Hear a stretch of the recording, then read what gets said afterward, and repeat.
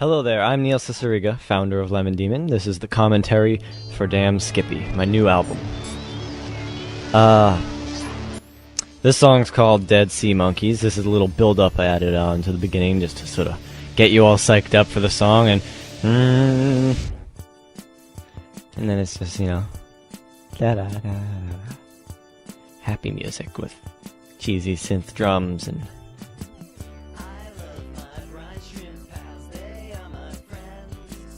the song is in 6/4 time signature, which is kind of cool.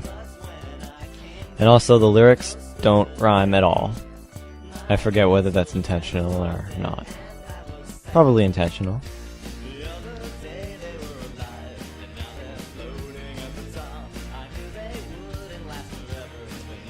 I said last forever there, but in the rest of the choruses I sing live forever. And that was a mistake, but it made sense, so. And also there was a Chewbacca sample. A clip of Chewbacca going, "Rrrr."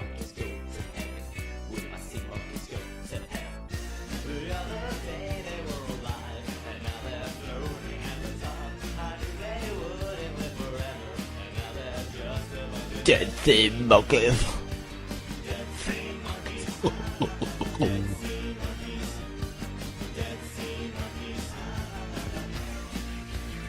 And this is a square wave solo. Not many songs have these, unless you're listening to Lemon Demon. I've actually probably had like 10 different solos made out of square wave synth.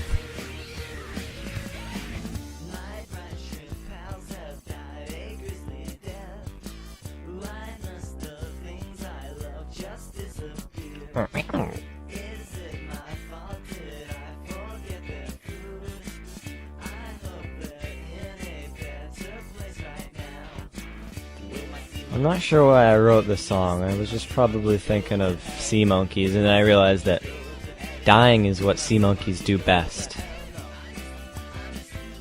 And that's something we can all relate to if we've ever had sea monkeys. I mean, nobody's ever had them and kept them for more than like a month. Maybe I'm just really bad at it, I don't know.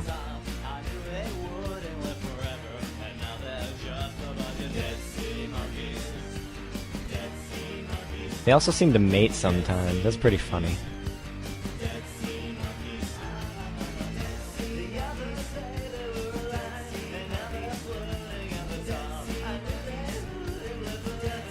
My family always laughs at me for that part because I sort of yodeled. Woo.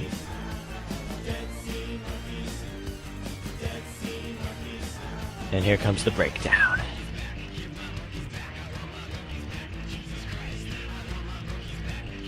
Great how I can open a song, open the whole CD with a song that has this blasphemous section in it. Jesus Christ.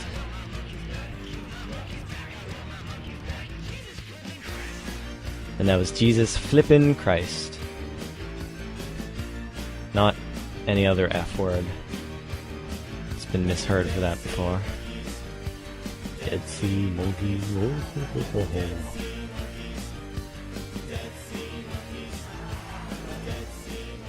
Well, that was a fascinating song, wasn't it? I think it was a good song to open the CD on, because it's catchy and... Well, it's catchy, but... I don't know. We listen.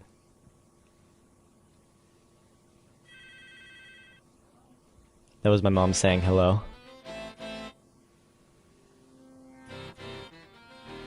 And this song is called Sky Is Not Blue.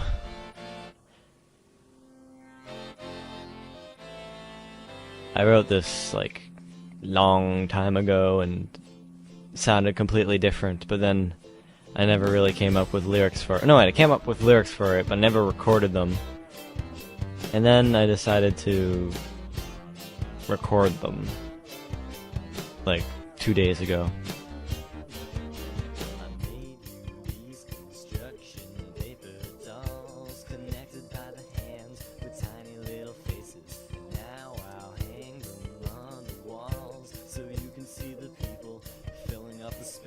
I'm not sure if they're really called construction paper dolls. They're just... I don't know.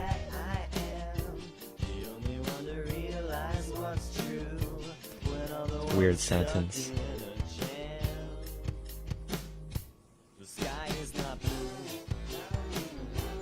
A lot of my songs have falsetto in them, which is kind of odd because I don't really have that good of a falsetto voice. But it's always kind of funny because I have to record these in my house with my family wandering around and shooting me weird looks. I always feel embarrassed. Well, not always.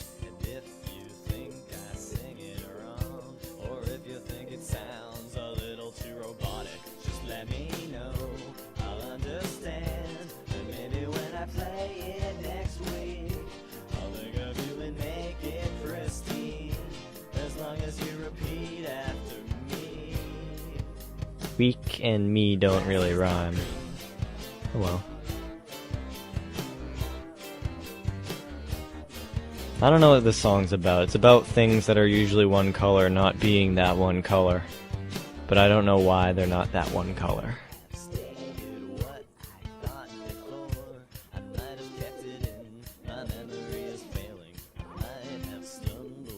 I like this rhyme.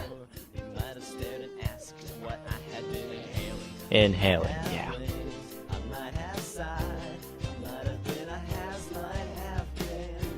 And I invented that term, has, might, have been.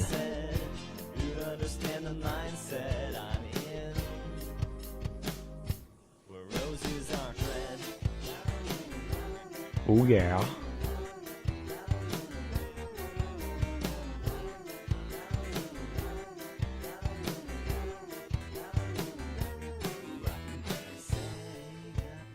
More falsetto. And this part doesn't really have a melody, which is okay.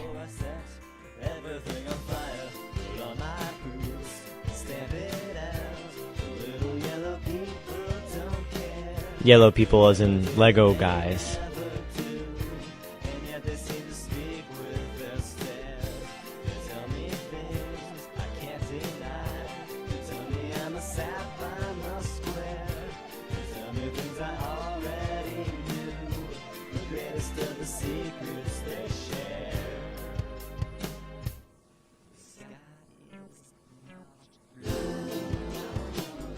I like the little chord of vocals I just did there. I don't do that often enough, but... Nah. This is my first commentary thing ever. I'm not very good at it. I'm very sorry. But oh, what's that on the horizon? It's pumpkin pie.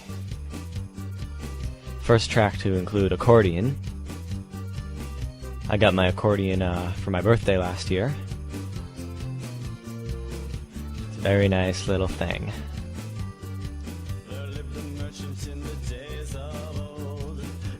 This is sort of a medieval country gypsy polka song.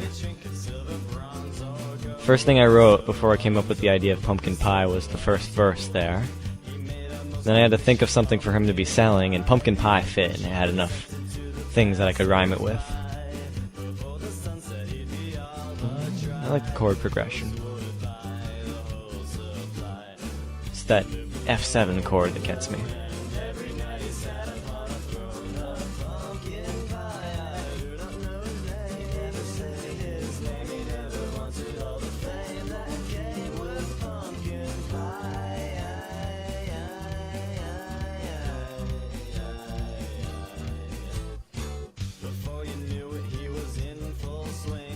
People always seem to get hungry for pumpkin pie when they listen to this song. I don't. And I really like pumpkin pie, too. It's good with whipped cream. But a lot of other people seem to get a craving for pumpkin pie when they listen to this song. I mean, I don't know.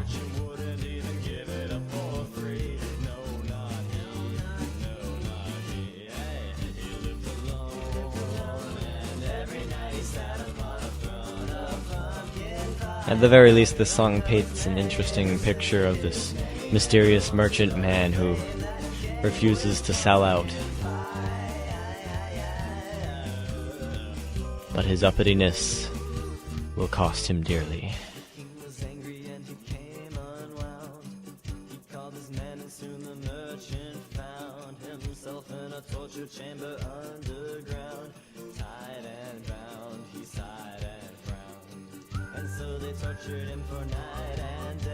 Ah, the whistling. It's a nice touch. Even though it's sort of discordant. Ooh.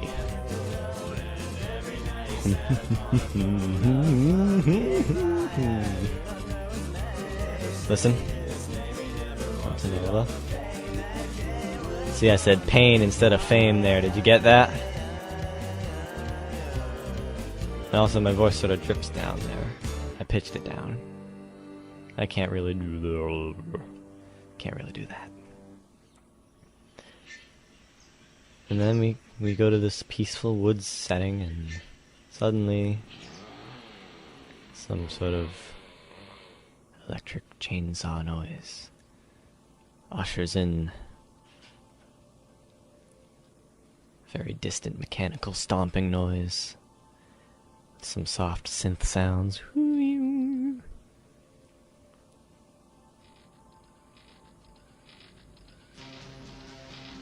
And here it comes. This song was originally going to be about Mr. Rogers, but I decided robots would be better.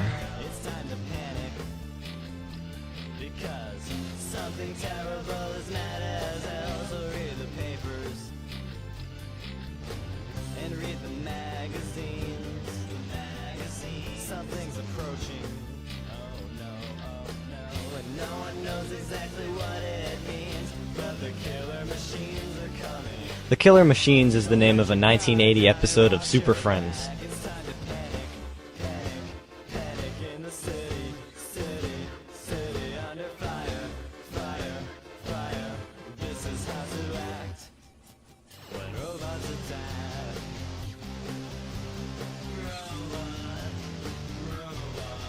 My friend Alora just put a post-it note on my computer saying, "I am lame." Actually, it says, "You are lame," but it's referring to me. She's probably not too happy with my commentary so far. But that's okay. I'm open to criticism. I'll try to be less lame.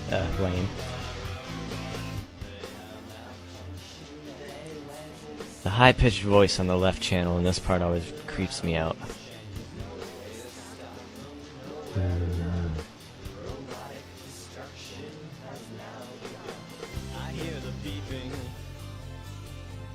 There's beeping in that part if you didn't notice. But no screaming in that part.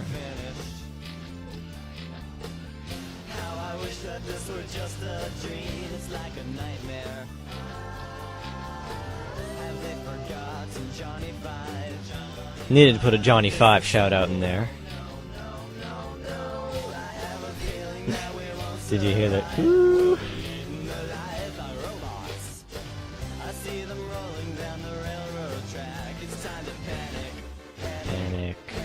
Panic in the city.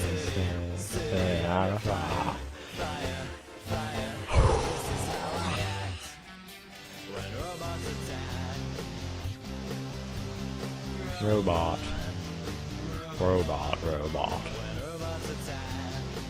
Now that I think of it, I should have put like vocoder effects in this song to make me sound robotic or something like that. Never been able to get that to sound good though, so forget I said it.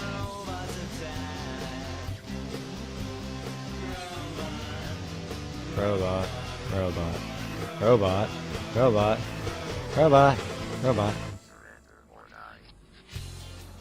I like that part. It's like a robot sneaks up behind you and tells you to surrender or die.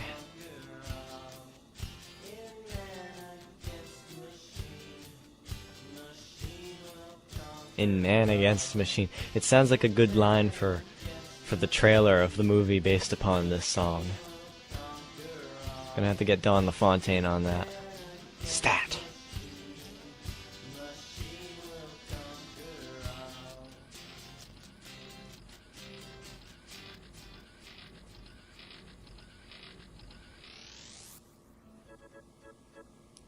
Now this song is called Geeks in Love, and it was written earlier last year in the summer for my girlfriend at the time, because we were both geeky people. And it starts out with this creepy clown music, which is odd because she's sort of afraid of clowns. But she didn't seem to mind. That's okay. And I like the guitar sound, but it's actually a synth guitar. But don't tell anyone.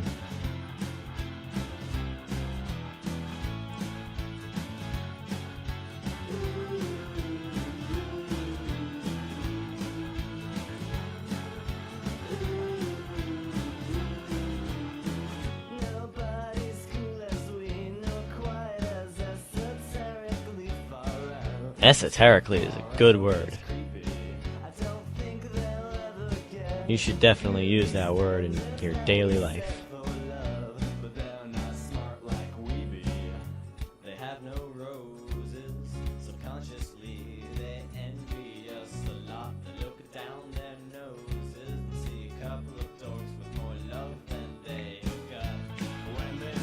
This song's sort of supposed to sort of half-mockingly tap into the hip geek perspective where everybody is less smart than you.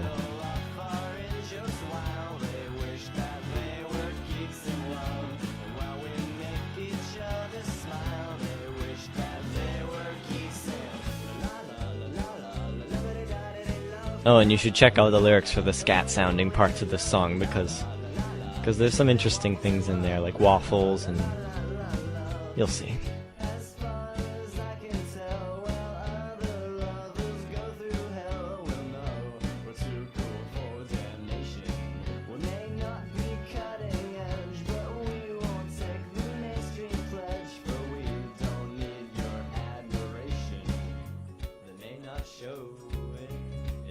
I like this part. It has sort of a circusy feel to it.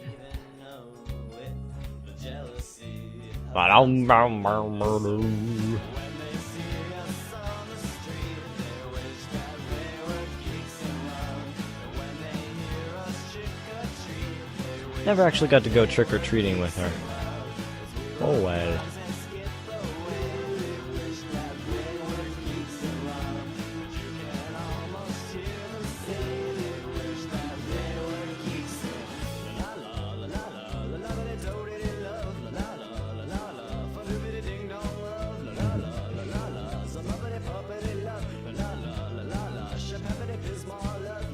Peppity Bismol, Bubbly Lava Lamp, Spockety Nimoy, Ponkety Ponkety. That's a strong bad email reference.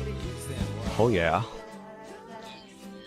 And here I had to make the song's ending creepier than its beginning.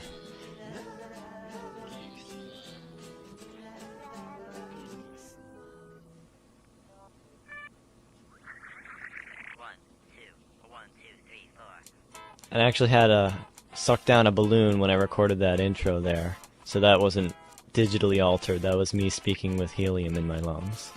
And this song's called New Way Out. My friend Alora always says that this song sounds like that Jet song about counting to 3. And it's because it's a guitar-driven song that has a bouncy yet rockin' kind of beat.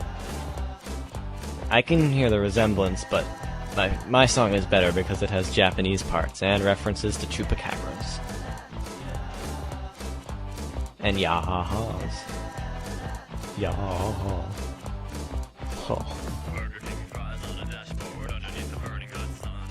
The lyrics to this are utterly meaningless. They're not supposed to convey any sort of feeling. I just needed something to fill it up. If you try to pick this one apart, you have problems.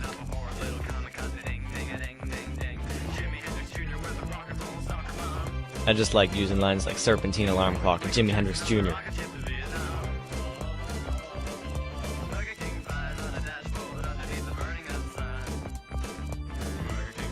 Although Burger King fries on a dashboard is something I'm quite familiar with.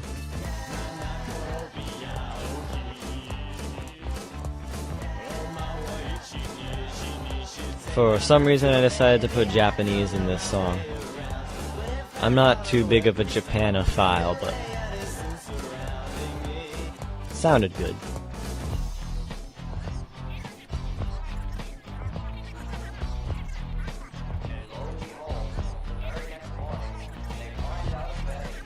And this part has this quote from a movie I did called Why the Hell Won't It Snow? Yeah.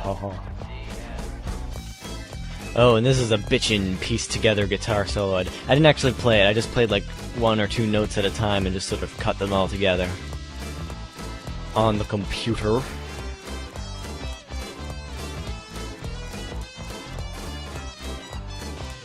In your face, Van Halen.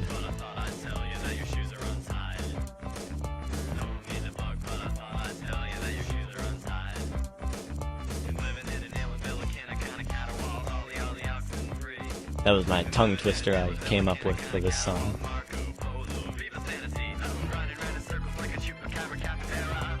Ho, ho, ho, ho. I gave Christina Aguilera an extra syllable for all the hard work she's put into her career over the years. Cheers, Christina.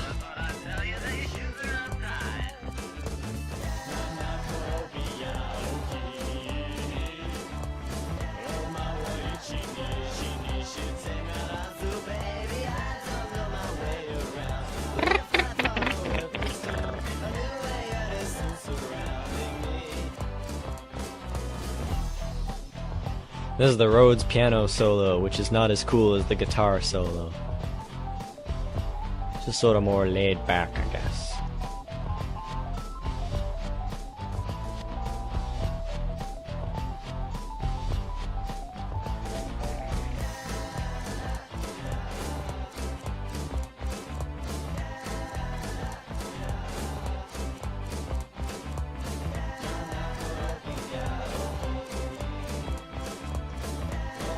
And that's the end of this song, I think.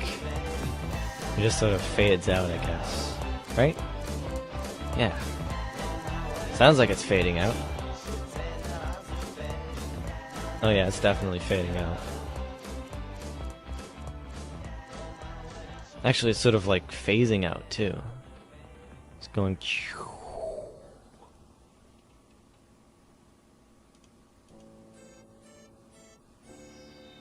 I love this little intro. This song is called What Will Happen Will Happen. Or What Happens Will Happen. No. I forget.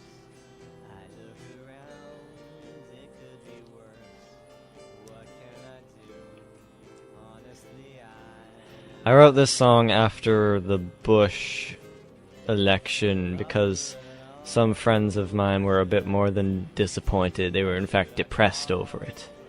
And I figured, no matter who you vote for, that's no way to feel about it.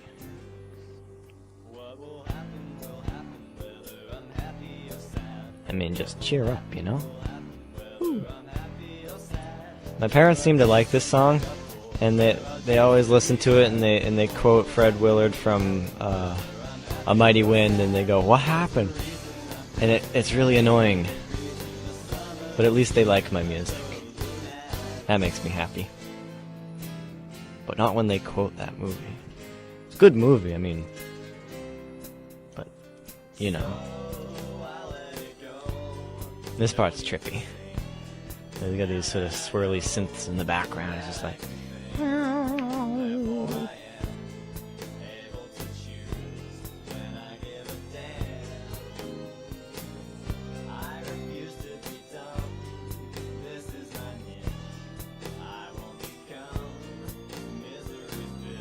Misery's Bitch would be a cool band name.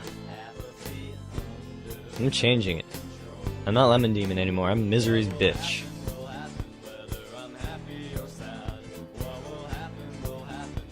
I'm gonna stop writing happy music. I'm gonna write miserable, bitchy music.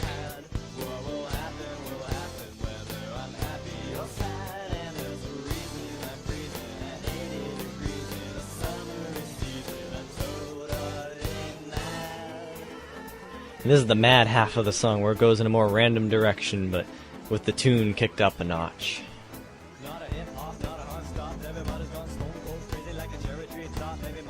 And I throw in a bunch of like non sequiturs about Martin Scorsese and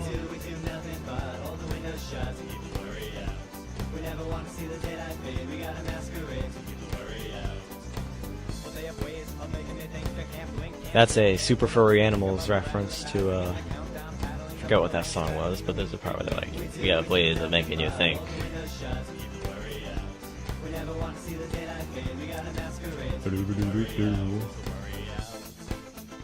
This part's funky. It's got claps in it. Just the claps. Sorry.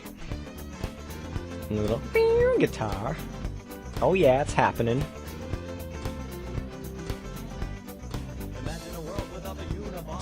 Now the Unabombers, they're a local band, but that wasn't a reference to them. That was more of a pluralized version of the actual Unabomber.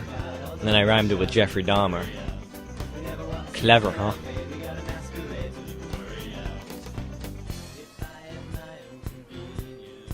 And this is more or less the bridge of the song. Has a sort of circa mid-80s, not mid-80s, early, no, 1980 feel to it. Maybe not.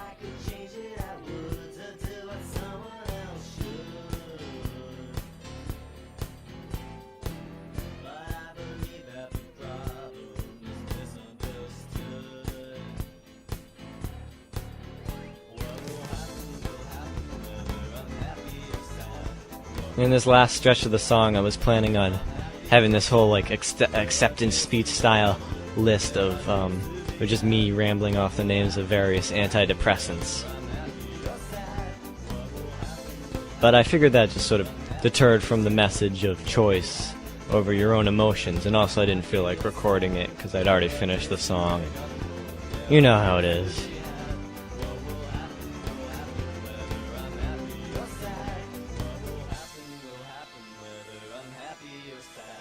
What happened?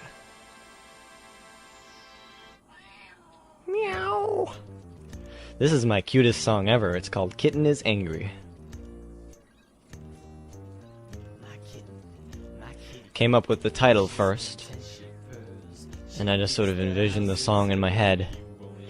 I actually had people vote for... I had all these hypothetical song titles. I put them on my internet blog, and I had people vote for them. And I think this was one of the winners. The other was Elvis Porn, which I did end up writing, but it's not on this CD. Maybe the next one.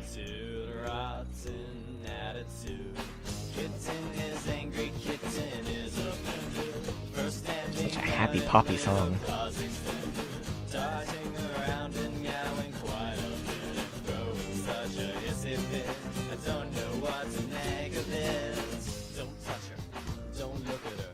If you listen closely, there's some jaw harp in this, or there is a Jew harp. I'm not sure which it is, but hang on, I have it here. This is the only song I ended up using it on, but it sounds like this.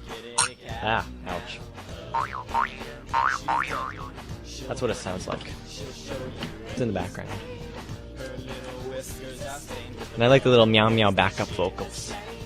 Oh, and Alora just gave me another post-it that says, "Okay, I take it back. You are no longer lame." Whee!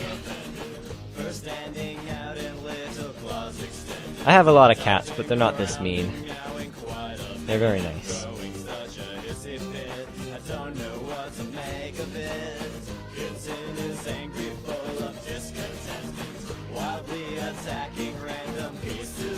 Random Pieces of Lint. That's another good band name. I gotta write these down. Or why don't you write them down, listeners at home? Oh, the purring. And this song is called The Ceiling. Has whistling. Can you hear the whistling? I'm really bad whistler, but I do it anyway. This song's about ceilings.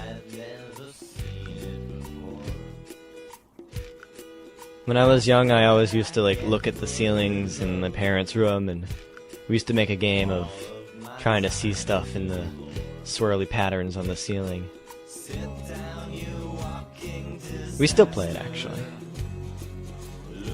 Well, I play it all alone now, because nobody likes me.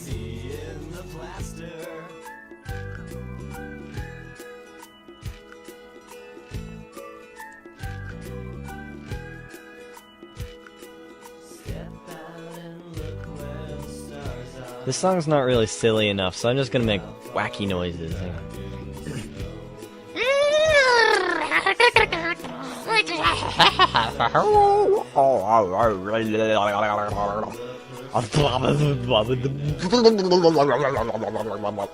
Ow.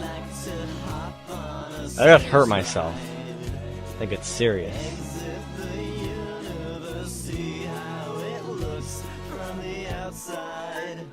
Ooh, deep, Neil.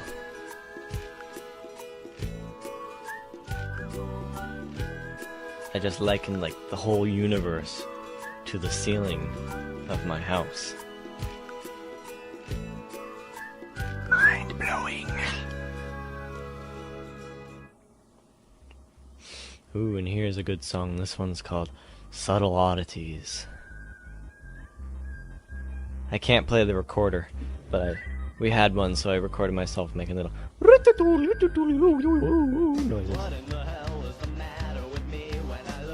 This song has all sorts of weird time signatures in it. It's like 1, 2, 3, 4, 5, 6, 1, 2, 3, 4, 5, 6, 1, 2, 3, 4, 5, 6.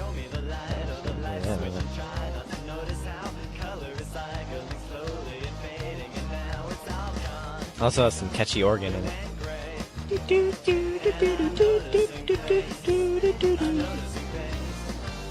Oh, and some cool guitar.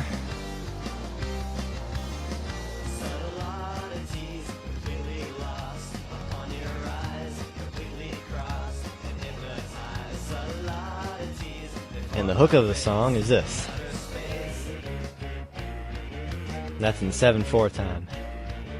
1, 2, 3, 4, 5, 6, 7. 1, 2, 3, 4, 5, 6, 7. Somebody once said that reminded them of Rush. That's not fair. They're the only ones who can use weird time signatures? No.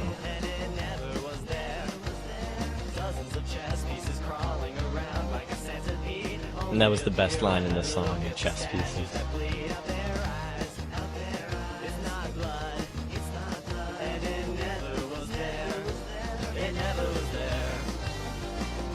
I think this song is about a haunted house. Someone once said that it was about God. Sure, why not? That makes about as much sense.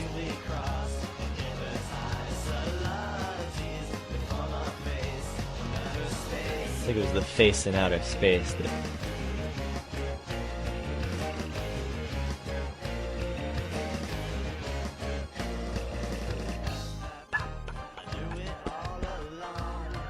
There's weird birdie noises in the background. There's like birdie, spacey noises.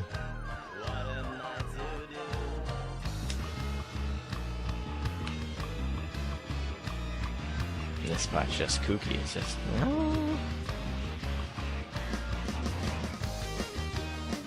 This is another cool pieced together guitar solo. I used the same method for the other song there.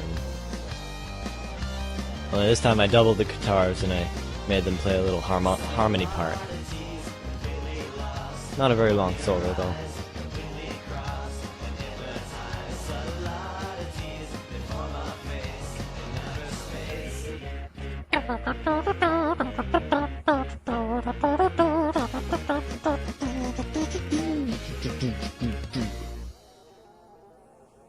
And this weird sound here is like, is Jeff from the Wiggles, him like laughing or something. I modified it so it would sound like that. This song's called Gonna Dig Up Alec Guinness. And the clapping part there in the beginning, Alora helped with that. Didn't you, Alora? This is like her favorite song for some reason. She's more of a Star Wars fan than I am. I don't know where I got the idea for this song. I think it was another one where the title popped into my mind and it's just sort of had a snowball effect into some weird, and I ended up making this weird satire on nerd obsessiveness and the lengths they'll go to.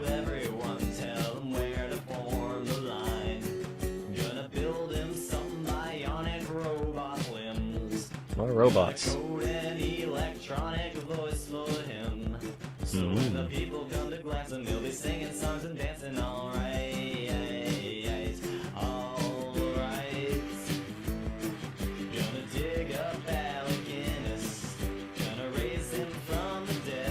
the bass comes in. I'm not really much of a Star Wars fan. I'm more of an Indiana Jones person. Should have wrote a song about some actor from the Indiana Jones movies who died.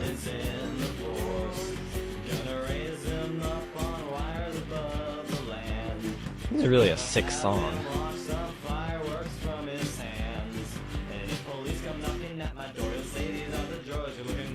Duh.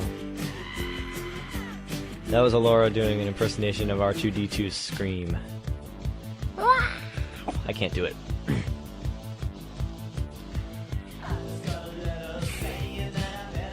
This is the funky 80s-ish segment, sort of disco. Oh wait, not yet.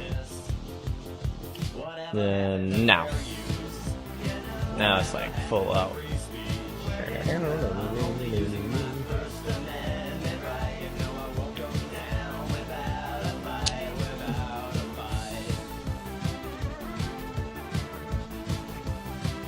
How can you deny the awesomeness of that synth line there? If I made a music video for this, I'd probably just have, like, the corpse of Alec Guinness just dancing around on strings, you know? With all these disco lights. Oh, there's Alora's scream again, but this time it's slowed down, so it's really creepy.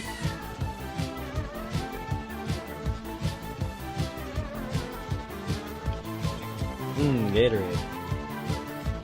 Blueberry. All-Stars Thirst Quenchers.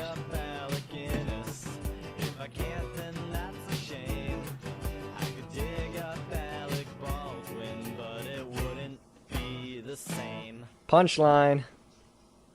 Sort of. He had the same first name, see?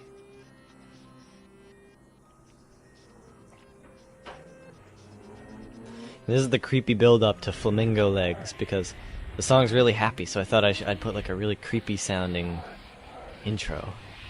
And I used like a heavily modified sample from Don't Laugh, I Love You by Ween, from the end of that song where they make all these weird noises. So I just sort of slowed it down to make it sound even more satanic. And then, happy music. Whee!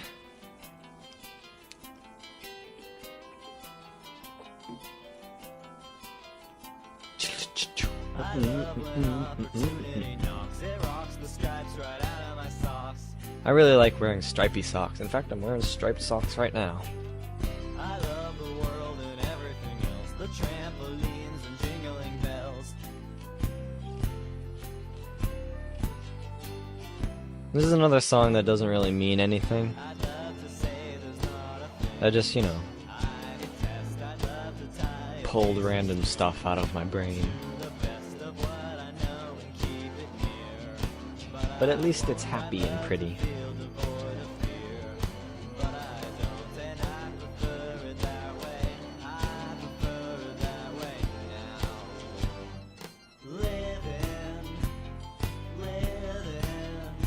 Not really much to say about this song, really.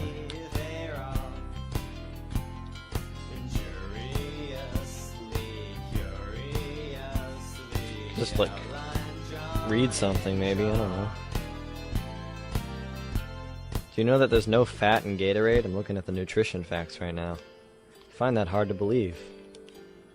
A lot of sodium though, I think. No protein either. Yeah, whatever. I didn't like the title Living Underneath a Rock, so I ended up choosing Flamingo Legs as the title for this song. Why not?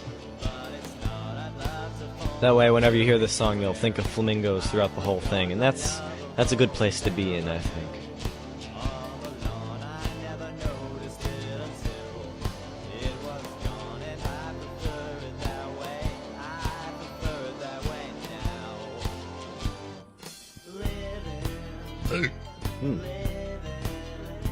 Excuse me.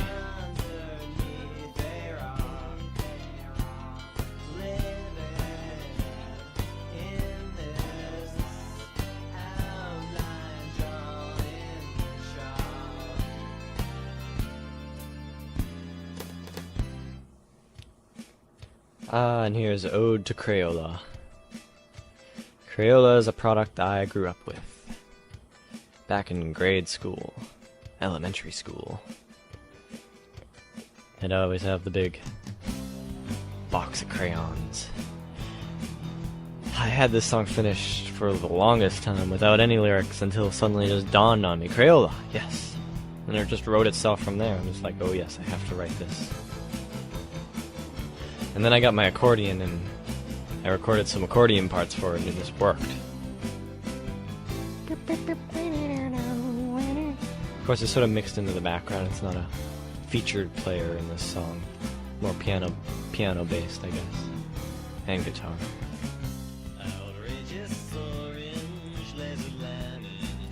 I had to find this big list of all the Crayola colors on the internet. And I had to rhyme them. It was actually fun. It was like, oh, the memories.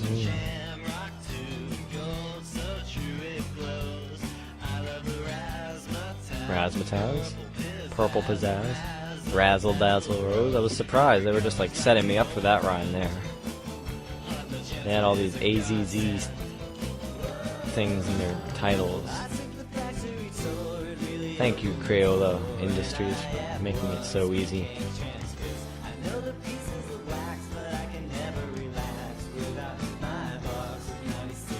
Crayola's all that I know.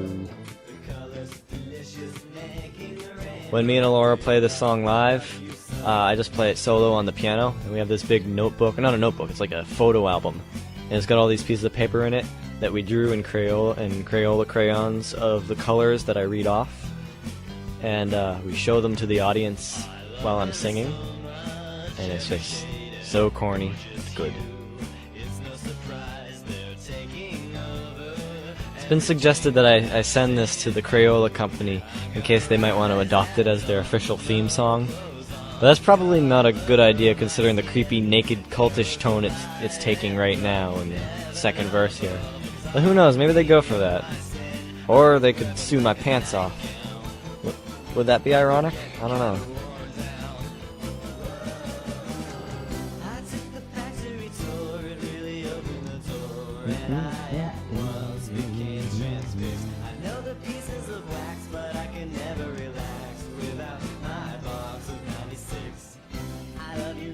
Yeah, this song's probably too obsessive sounding to work as an official corporate anthem of any sort.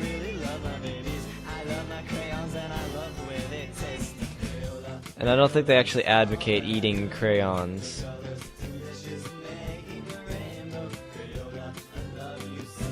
But I'm sure they'd appreciate the thought behind it. And this is Rainwater, another song with a 7-time signature.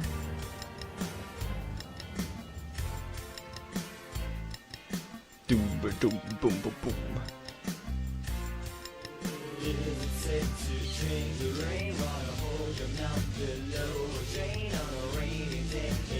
I like rainy sounding songs.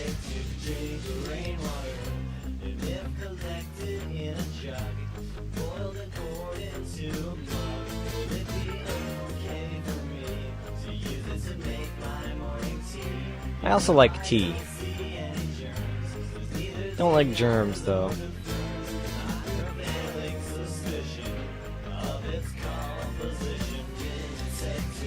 Even without the thunderstorm sound effects, something about the instrumentation of this song reminds me of rain. It's got these nice little vibraphone stuff, and this guitar here sort of has a bubbly underwater type sound to it.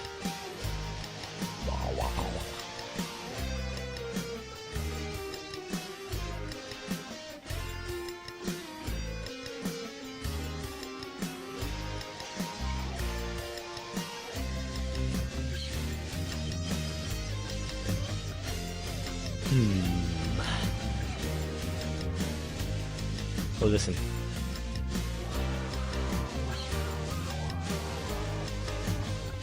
I gargled for this song. Hey, I can gargle now. Why not? This time with Gatorade instead of water. Hey. Okay, I choked. Never mind. And I'm covered in Gatorade. That's okay though.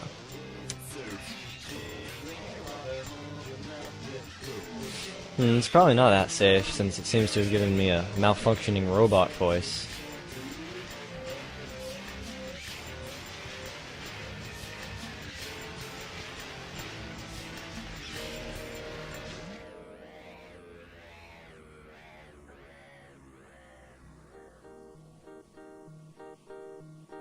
And this song is called, Smell Like a Cookie All Day. And it's based on a quote by Crow T. Robot from an episode of Mystery Science Theater 3000. And I've never actually seen this episode, but I've seen the quote, and I loved it enough to write a song around it. I'm not sure what episode it was. I don't know, Google it, man.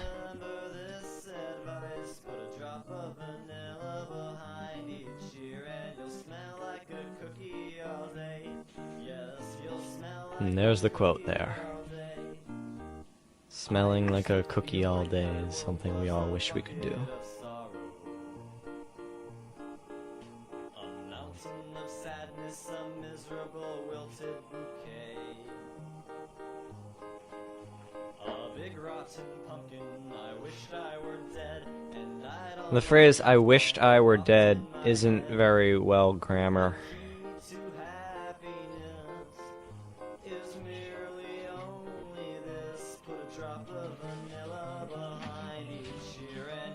Smell like a cookie all day. Yes, you'll smell like a cookie all day.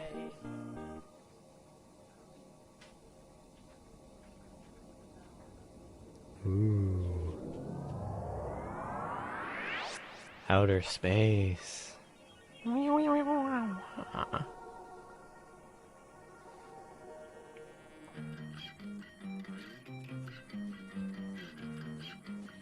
And this riff is sort of inspired by Gigantic by the Pixies.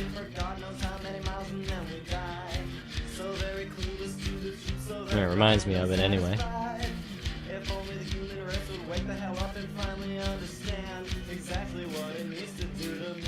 And those are real maracas. Rock, rock, rock, rock, rock, rock, rock, rock. They say it's human nature's wars we fight and innocence will be killed. And every soul we lose is yet another mission unfulfilled. Meanwhile it seems like I'm the only living person who knows exactly how the story goes. The answer's right in front of our nose. And it goes back to the waltz. My friend, humanity. See, I thought that was a completely different song, but it's really the same song. Ho ho.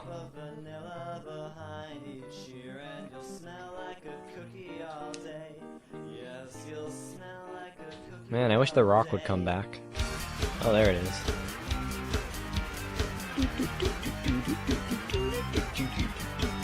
Every rock song should have a triangle wave solo. I think that's triangle wave. It might be, no, yeah, that's triangle wave.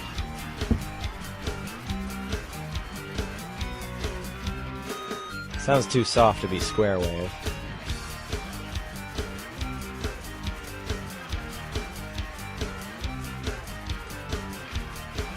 And that little wow synth noise that ends up in the next track, you'll see.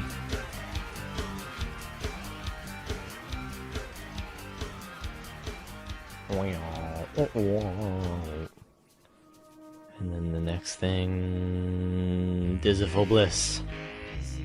That's the name of this song.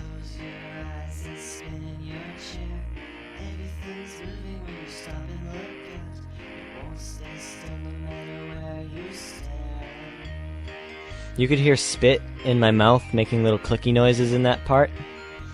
I bet you'll notice it every time you listen to it from now on. Ha ha. You hear that synth part? Yeah, that's it.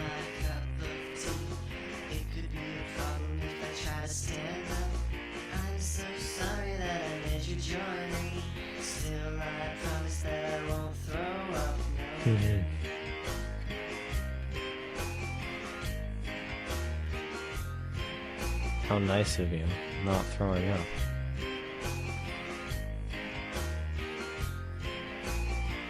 We're staggering while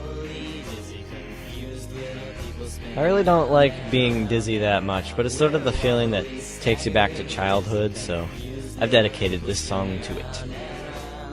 This is kind of addicting now. All the fun ways that we can run. Oops, I almost just fell down the stairs, which is kind of hard to do in a one-story home now. Get it? Because there aren't any stairs in a one-story home? Oh, snap.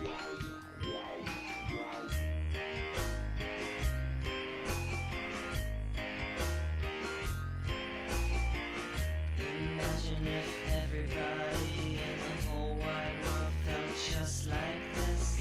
Why I could envision a universe joined hand in hand in visible bliss now.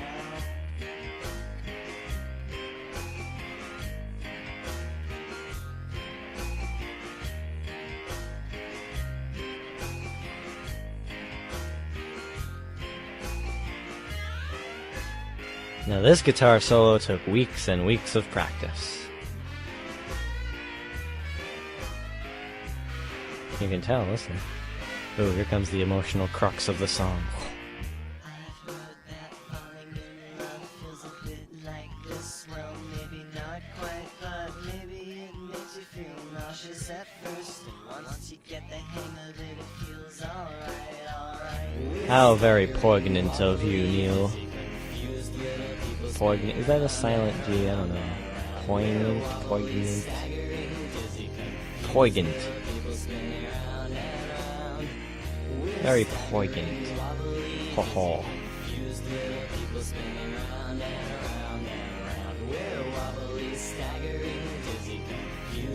Something about this song makes me space out a bit. How can you listen to this and not feel like spinning around? I mean, we listened to this in the car once and we ended up doing donuts on a busy highway. That was fun. Hang on, I'm gonna spin around right now. No wait, I have headphones attached, that won't work. I'm gonna pretend I'm spinning now. And here comes word disassociation. Right after this. Wait for it. Nice segue there. And that's real piano. I recorded it slow and then pitched it up so it sounded fast and funky and unique. Like this, hang on. That's the piano. That's what it normally sounds like. It's out of tune. But I managed to get it to sound good for this part.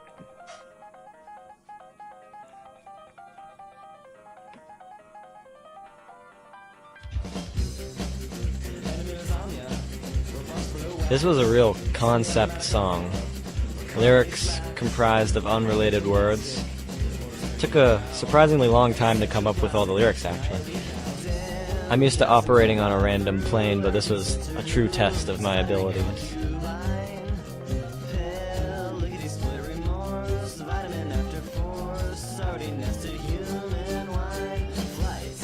I didn't realize it when I wrote it, but word disassociation is a real game you can play. It's like word association, but you have to come up with a word which has nothing to do with the word your partner says. Try it, it's fun. Ooh, and there's more falsetto in there, but it's mixed with non-falsetto. This was fun to record. Hell yeah. This part isn't actually random words, this is just the title of the song, so it doesn't count. But I think there's something like 160 separate random words in the song. I counted them once. Forget.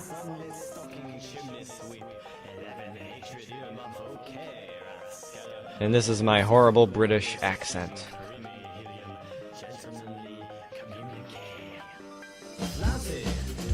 Flouncy. That's a reference to The Wonderful Thing About Tiggers.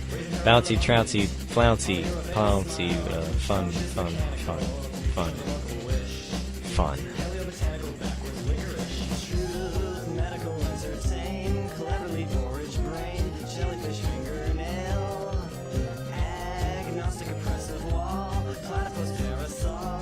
I want a platypus parasol.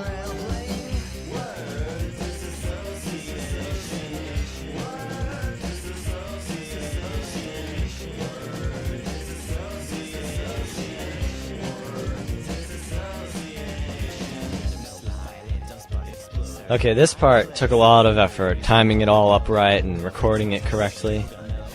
Ugh. But I like the effect it ended up making. And this part, if you listen closely, there's like me whispering in the background, word disassociation, word disassociation. And it's just creepy. It gives me the creeps, but then it gets all dancey like meow. If you listen closely to the fake turntable effect, it's using a clip from The Adventures of Pete and Pete of Artie saying, "Artie, strongest man in the world." Artie, here, the strongest man in the world. This is probably the only song I've ever made that you can dance to. Most of it, anyway.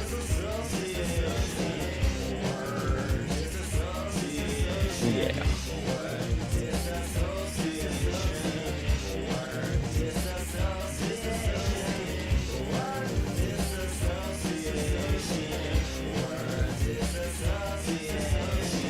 My favorite words from that song: concubine, lickety-split, flouncy, skullduggery, akimbo, and nipple. No, nipple's in that song. No. Trust me. Actually 205 words. Oh. Oh yeah, there's 205. Alright. It's too late. 205 words were in that song, though. And this song's called Eventuality.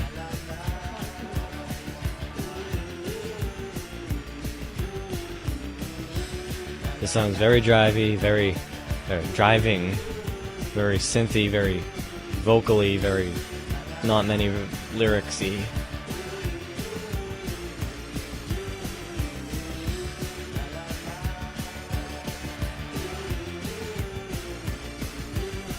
A little more falsetto in there, and then just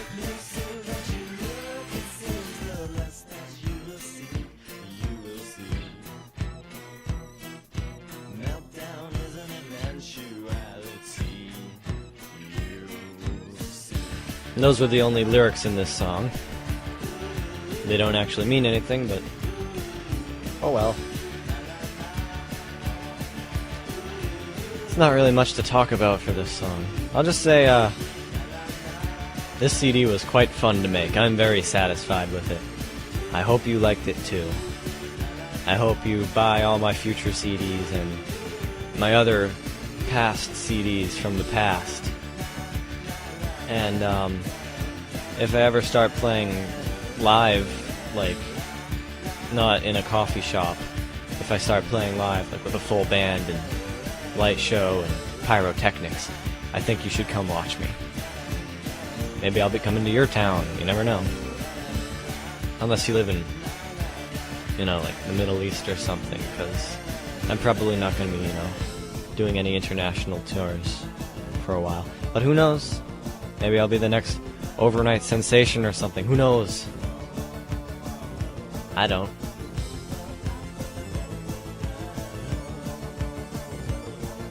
But it's fun to dream. Isn't it, kids? Unless you're dreaming about something like freaky, like trying to get on the subway and then you realize you're naked. Not that I've ever dreamed about that. And that's the end of that song, sort of.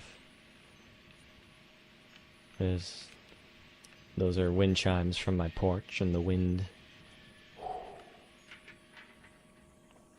Now, wait for it. Wait for it.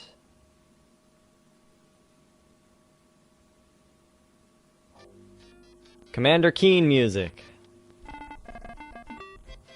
Commander Keen 4, Secret of the Oracle, from Apogee and ID Software. Music is by Robert Prince. God bless you, Robert Prince. And yes, that's the sound of me playing. I'm sure you envy my skills. I rescued those old dudes, every damn one of them. Dopefish couldn't stop me, neither could those yellow slug dudes. Man, what a classic game. I want to play it right now.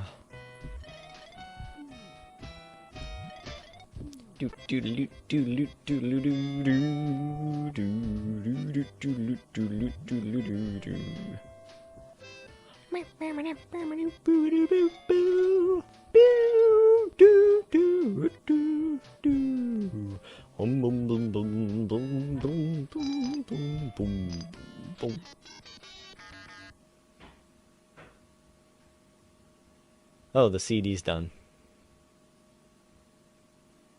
So is the commentary. You're still here? It's over. Go home. Hey buddies, Neil Cicierega here. I am Lemon Demon, the musician who made Spirit Phone, this album. This is a commentary track for an album, which is weird. It's hard to talk and listen at the same time, so after a few failed attempts, I ended up writing a lot of notes. So sometimes, if I sound like I know what I'm saying, it's because I'm reading from a script. And other times, I'll sound, like, you know, what's the word? Bad. So Spirit Phone began as soon as my last album, View Monster, came out, which was 2008. And it came out 2016.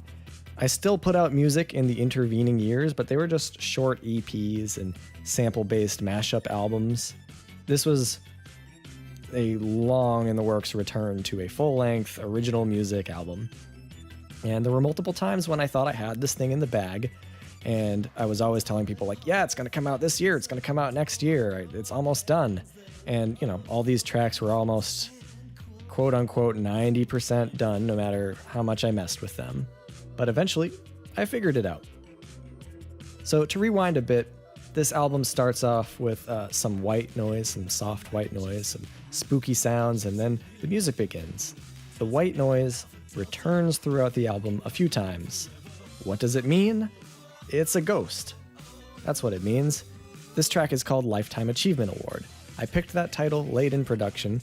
I didn't feel like any of the lines from the actual chorus of the song worked as a title. Some early versions, I think, were named Experiments in the Revival, which is a reference to Experiments in the Revival of Organisms, a 1940s Soviet medical film where they supposedly kept a severed dog's head alive with science.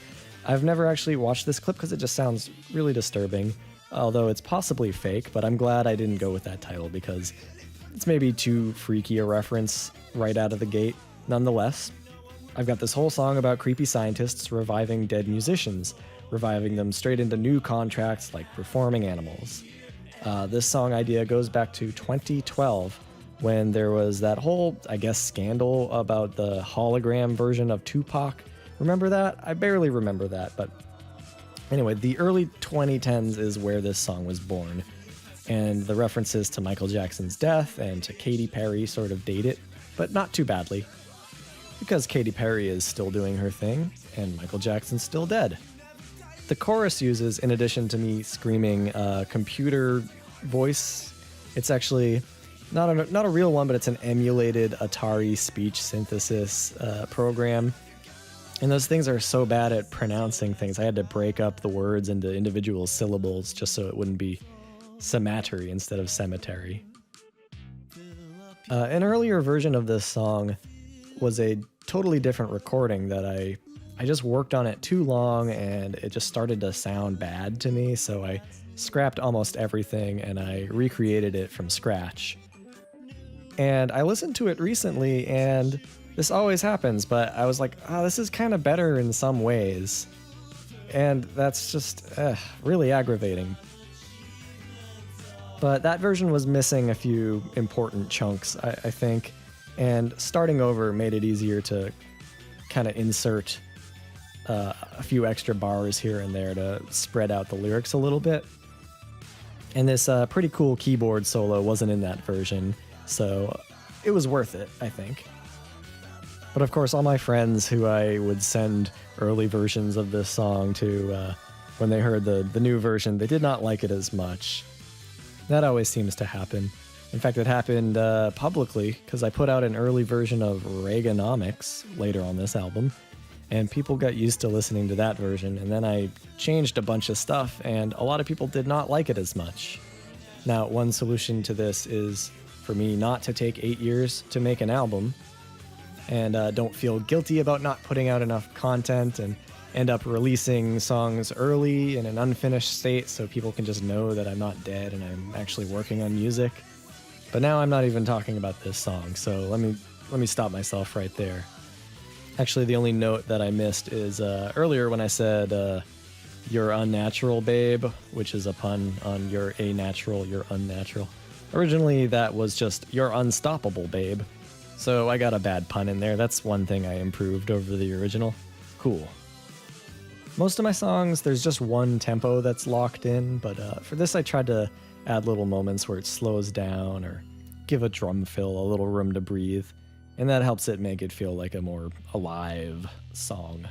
So this part it's my voice going through a really deep synthesizer vocoder effect, and I am paraphrasing the disclaimer that shows up at the beginning of the video for Thriller, where Michael Jackson, I guess, had a crisis of conscience and just had to make sure that everyone knows that he's not a practitioner of magic or whatever.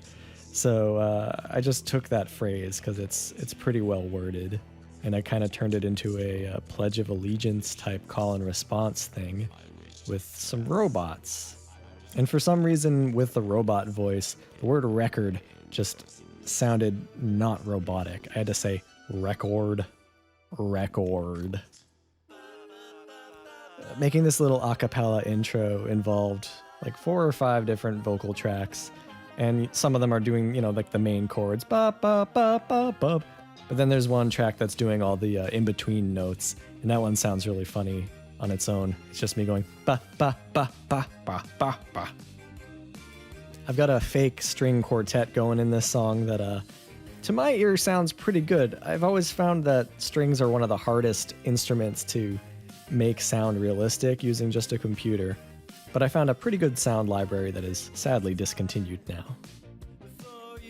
So this song is about a dedicated caller into a radio show who has it all figured out, and he just needs to explain it to someone. And even just knowing how he's going to sound to other people is giving him all this anxiety, and it's coming out before he can even say what he wants to say. In fact, it never comes out. So this song is just a big rant of preemptive defensiveness and saying you're going to do something without ever doing it. And I name dropped Robert Stack and Leonard Nimoy, who hosted respectively Unsolved Mysteries and In Search Of, which were both shows that dealt with bizarre and often paranormal stories and tales. And I actually love to read about UFOs and paranormal stuff, even though I'm not a real believer. When I was a kid, it was just a really fun thing to stretch my imagination with, I guess. On my Patreon, I posted an early ancestor of this song called Ivanushka, which was based on the movie Jack Frost, which was a Mystery Science Theater episode. And that song had a lot of different sounding parts, but one of them was basically the chorus of this song, only I was singing about Father Mushroom and Ivanushka.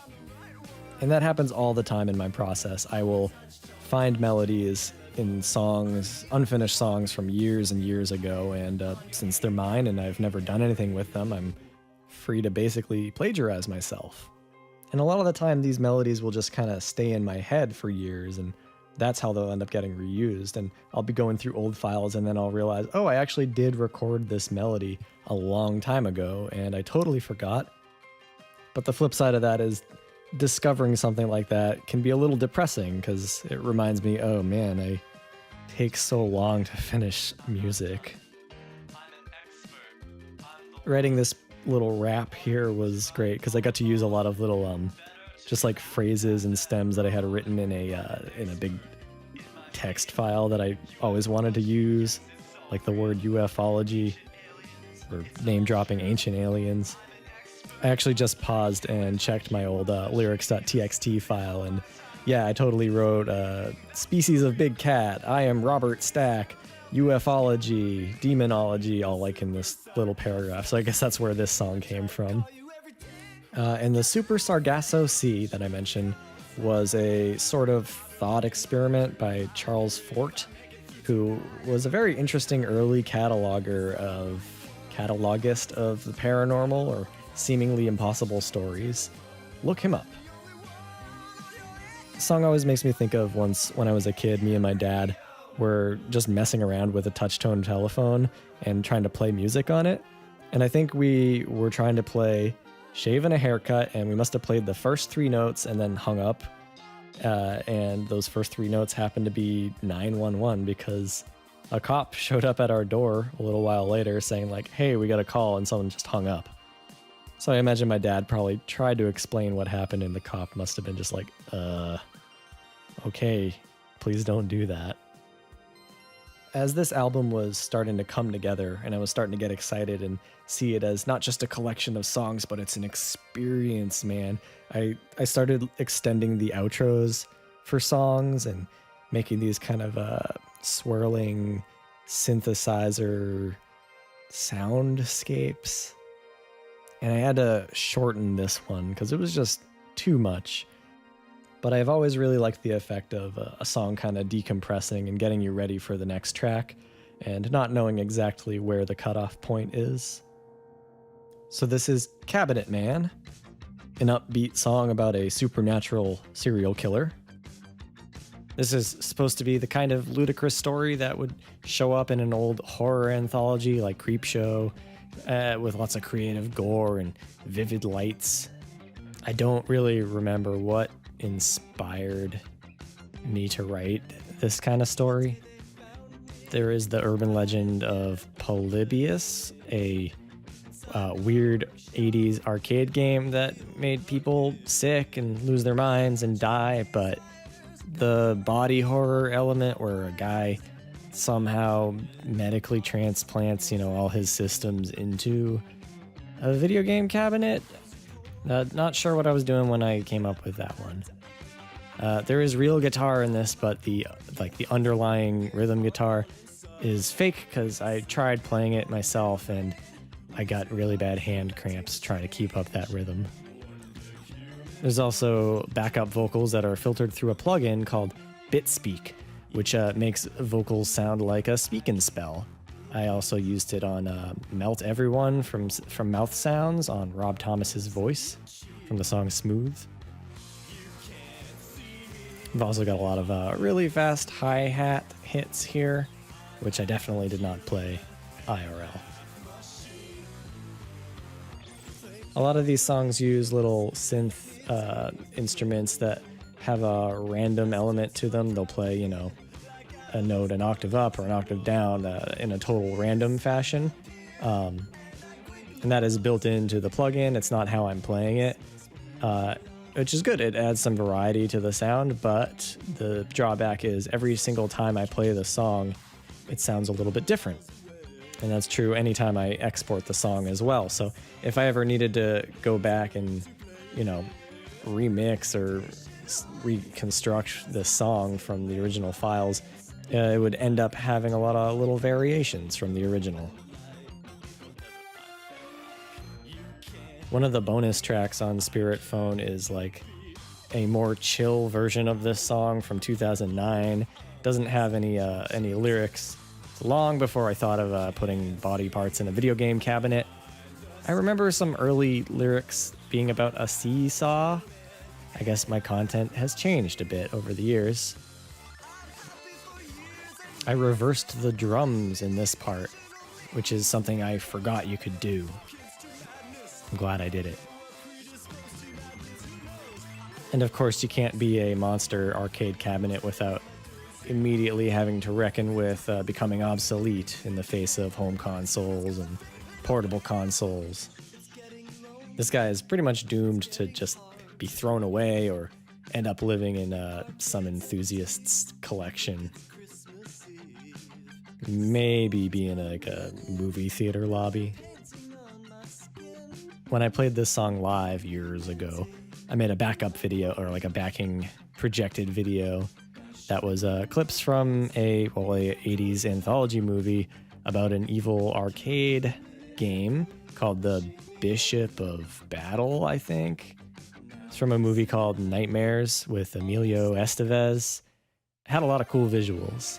Lots of 80s 3D wireframe stuff coming out of the screen and shooting lasers. This is another song where none of the actual words in the lyrics grabbed me as title material. So I guess I just came up with Cabinet Man because it sounds kind of spooky. And also there's 2 other tracks with the word man in the title. And I guess that's just a subtle way of unifying. Not really. What am I talking about? Well, this part sounds pretty cool, right? This was pretty high on my vocal register. I just kind of had to yell it and overlay multiple tracks to make it sound okay. It sounds okay. After I came up with the order for the songs on the album, I ended up having to go in and alter the intros and outros of the songs to make them fit together in a cool way. So like this song was done and it came in with the little soft strum guitar, and I ended up isolating a synth from later in the song and putting it right at the beginning with some nice echoes to make it a more smooth transition into this song.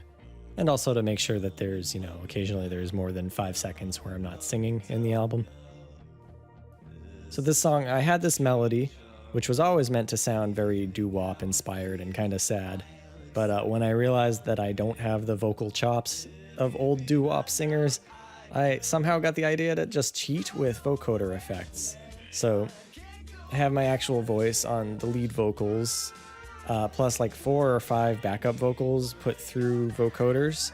And, like these are plug-in vocoders, not actual physical devices that I own. So there's those tracks plus all these synthesizer tracks that are pushing the melodies through onto those vocals. And if I took those synths out, there could be a version of this song with all natural voices, but it would sound awful because I wasn't very concerned with hitting the right notes. The synths were doing that work. The lyrics are another hypothetical sci-fi short story, just an interdimensional love story with really bad repercussions. The sort of thing that people were worried the Large Hadron Collider would unleash on the world. This all blossomed from the title, which is just a dumb pun on Brown-Eyed Girl. Just like the weirdness of eye color in love songs. Because eyes are these amazing windows to the soul that we fall in love with and we put them on a pedestal, but they're really just another body part at the end of the day. I don't know. I like eyes and all, but they're just the window to the eyes. Earlier on, I had more realistic sounding drums on this version of the song, but for some reason they just weren't sounding right, and I don't know why I decided to add kind of these early 90s sampled like New Jack Swing big drums, but I think it worked.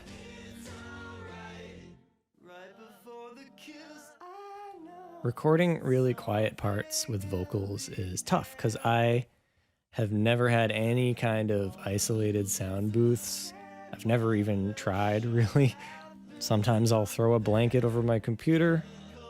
So recording something like that was kind of tough. I'd have to get pretty close to the mic and cut off any room noise at the end of a word, stuff like that. And this breakdown section was kind of an interesting thing to produce because I guess I just started with just the synths playing kind of like, solid tones with no real volume variation. And then I sat down with a microphone and basically just recorded myself humming into the microphone to add some intonation to those synths. So for like the bass, I wouldn't be worrying about the note. I'd just be going, bum, wow. And then, once I put it all together, I had the right notes and the right volumes and it all sounded pretty cool. I guess this one has a happy ending, sorta. I guess a romance. My favorite vocal track happens during this part, and it's when it's like half faded out, but it's this part, the whoa, whoa, whoa harmony. That's me acknowledging that adding a ton of reverb smooths things out. And to transition into When He Died, which is more of an explicitly horror-themed song, I recorded these janky synths to an actual cassette tape, and I played them back through this vintage Radio Shack battery-operated cassette player. And if you pick it up and you shake it, it sounds very warbly and very spooky. I highly recommend listening to all music in this way. So this is another kind of doo-wop with a weird twist type of song. It uses that classic 4-chord 50s progression, I believe it's called. But it switches between Lydian and diatonic scales for, the first two and the last two chords of that progression. And what that means is there's literally like one note that is off from what you'd expect from this kind of song. You can't hear it in my vocals, but it's in like some of the backup instruments and the guitar solo that comes later.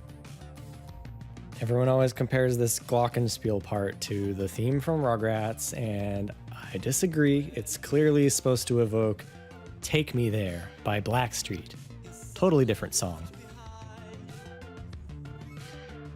You can hear some flourishes from this janky little toy wooden harp that's like tuned beyond saving. You can hear it in its full glory whenever Snape appears in the Potter Puppet Pals Halloween special that I made some years back. I definitely have a habit of finding and collecting weird little instruments like that and forgetting to use them, or just not finding a place to use them. So I'm glad, when I can use a messed up harp in a song. Key change chorus, that's a cheap but effective trick in songwriting. I really like the pitched up la la la's in the right channel. They sound like cartoon cats. Does anyone remember like statues that cried blood? That was a thing. I think I probably saw it on an episode of Sightings, maybe on the Sci-Fi Channel. When I was working on this song, They Might Be Giants came out with a song called When Will You Die? And I was briefly worried that they would be too similar, but thankfully, they're very different. But I do highly recommend that song for the record.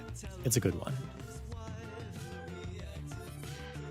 Yeah, that harp is now replaced by a harmonica, because that's another instrument I just had laying around and I didn't really know how to play it correctly, so I just wanted to get it in there.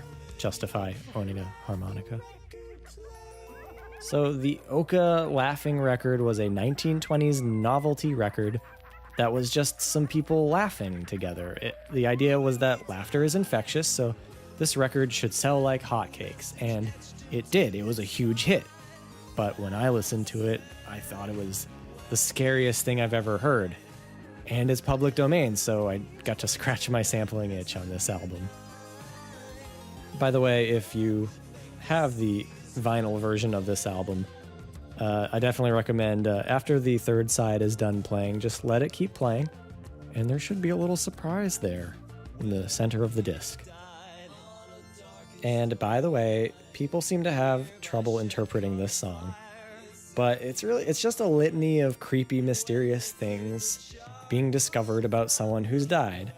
You hear about stuff like this every now and then, but I like that this one guy really outdid everyone, and he made sure to leave a real mystery behind. So that's the concept of the song. It's just a guy whose death raised far, far, far more questions than it could ever answer. I really hit that note there. I'm pretty happy with my vocals on this track. I feel like the melody of this song was like pretty up and down, probably one of the harder ones to do. That being said, there's a lot of little notes that I would love to go in and do better, or they just sound off now. But I guess that means I'm improving, that I can hear those imperfections. I know when I was younger, I couldn't. I didn't think I was good, but I just couldn't tell when I was specifically really bad. And if you listen closely, there's like a little heartbeat kick drum here. So this is Sweet Bod. It's weird subject matter, even for me. I had to run this song by my loved ones, and I got a lot of, I don't know, man. responses. But it's inspired by the Mellified Man, a legend that spans multiple cultures, but it probably never happened, wherein an old guy would willingly eat nothing but honey until he died, so that he could be buried in a coffin full of yet more honey, and after 100 years, he would just kind of turn into a confection with incredible healing properties. It's sort of like being an organ donor. It's a nice thought anyway. But my idea was, how do you pitch that to someone? Like, hey, so I have this theory. Do you like honey? Somehow this lyrical concept that I had got paired with a jam that I was working on, and something about setting it to music just made it take on an unintentionally perverse tone. So instead of scrapping the song, I thought, well, what if the singer just tries to clarify that it's not a sex thing? But, like, good God, that only makes it worse. I guess that's probably why it's only a legend and it never actually really happened, was it just skeeved people out too much. But in the end, I liked having a funk song that required too much explanation and defensiveness. Because I think singing about someone else's body is weird and commodifying as it is. So it was a natural fit, I thought. One of the bonus tracks is a demo for this song, and it's just an earlier version with the same lyrics but a harder synth sound. It was just too fast and hard to listen to. I like the big synth breakdown in the middle of it, but that just didn't translate to the new funk direction, so it's pretty different. And to go back even further, before it had any music, the lyrics were originally, they tied into the Boston molasses flood of 1919, which actually killed a bunch of people. And the premise would have been about how on the 100-year anniversary of that, these jars of sweet liquid cure-all would start turning up, being sold on the streets of Boston. But, you know, real people died in that tragedy, and I felt like the one weird legend was enough for a song.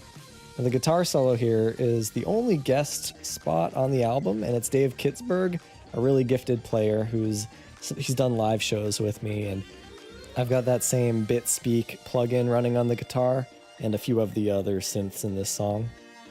My overall direction was to try and make it sound like there was a real vintage funk song, kind of buried under a bunch of more modern and unique sounds. And some of the backup vocals are pitched up a bit to sound like I have both male and female singers. But nope, it's just me. And yes, I finally got to use the word panacea in a song. And those high-pitched cowbells, which I've always loved. I love that kind of shit, like those little tiny tom drums. That stuff's good.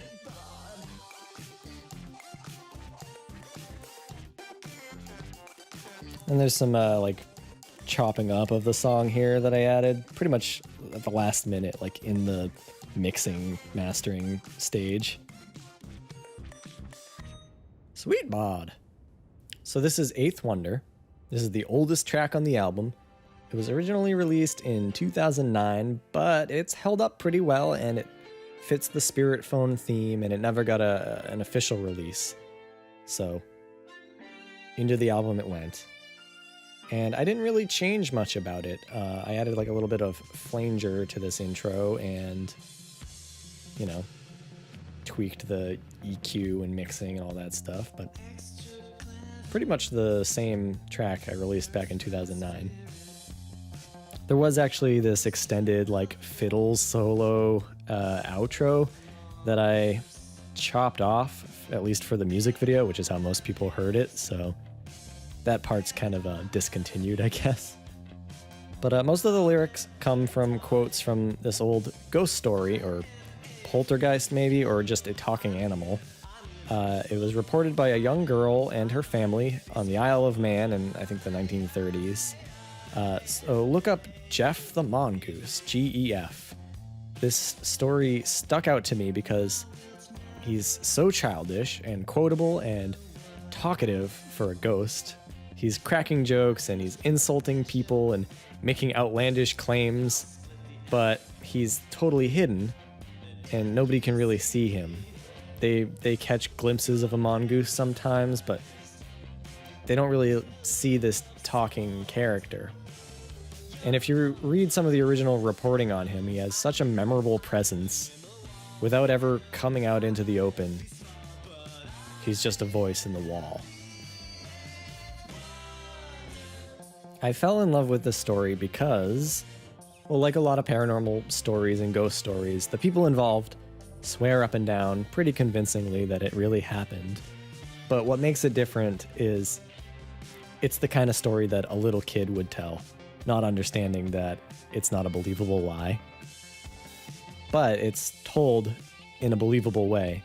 So it has the effect of not just challenging what you think the rules of the universe are, but challenging that there are any rules. So letting yourself get drawn into the story is, in a way, creepier than a story that is more quote-unquote plausible. Got some real bass in this song, which I don't often do. I remember recording this in the basement of my family's house.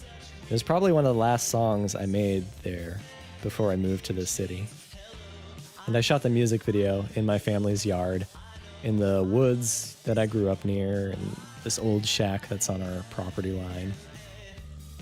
So this song has a real end of an era feeling for me. I think I made this song around the same time as Redesign Your Logo, and they're both the start of a lot of samples and sounds that I continued to use up until today, really. The drum sounds, the strings, the imitation analog synths, as well as trying a little bit harder on my vocals. So it's like I tapped into something pretty good with this song. It just ended up sounding a lot better than anything else I was doing at the time. And I'm realizing now that if I hadn't made this song, or if it had just turned out totally differently, there are a lot of things I wouldn't have even tried in music for the next few years, because it was just a confidence booster to have accidentally made a song that sounds like a real song. So that's Eighth Wonder.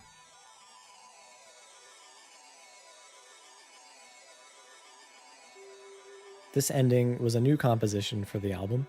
It took a lot of effort not to make it its own track. I went overboard with splitting my last album, View Monster, into like 32 different tracks, including all the transitions, so I really had to keep myself in check this time. No superfluous concept tracks or anything.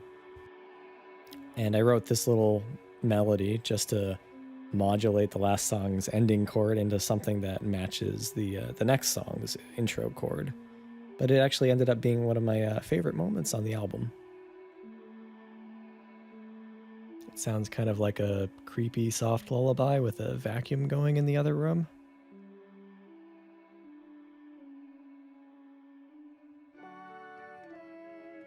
This intro part is me playing the organ patch on an old Casio keyboard that I found at a thrift store and singing along.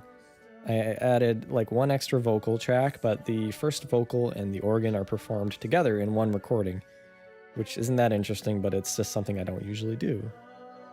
I don't usually sing and play an instrument at the same time. I think recording just by myself at home with no need to book studio time is totally a double-edged sword, because on one hand I end up dragging out the process of making a song for way too long, and I haven't honed the skills of just getting in there and recording what you need to do and then getting out.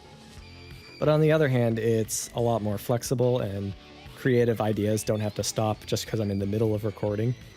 I can always just stop singing and go back to work on the instruments, or add more tracks and develop a harmony or something that would be impossible or just a big headache if you were booking studio time or working with someone else and having to respect their schedule. This song is a good example of one that went through a lot of revisions and rethinkings, and originally it was a really relentless, constant drum beat kind of song. And I did stuff like I added this no stars part. It's an extra 2 beats that weren't there originally. And I stripped it down mostly to just kick and snare and the drums. And I tried to add more stop and go and variation in the song. And you'll notice that's a recurring theme with the edits that I ended up making to these songs. And even still, one of the main criticisms I get for this album is that it just has too much energy that lasts for way too long. Which, okay, just, don't listen to it all at once, I guess. And man, I can't believe I did these falsetto notes here.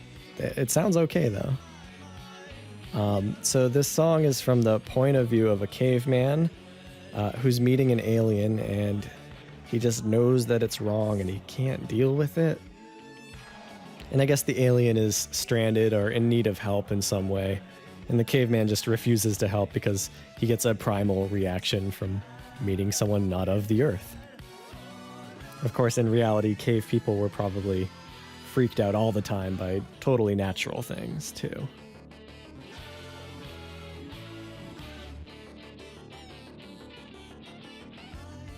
I like the random square notes that are playing in this part.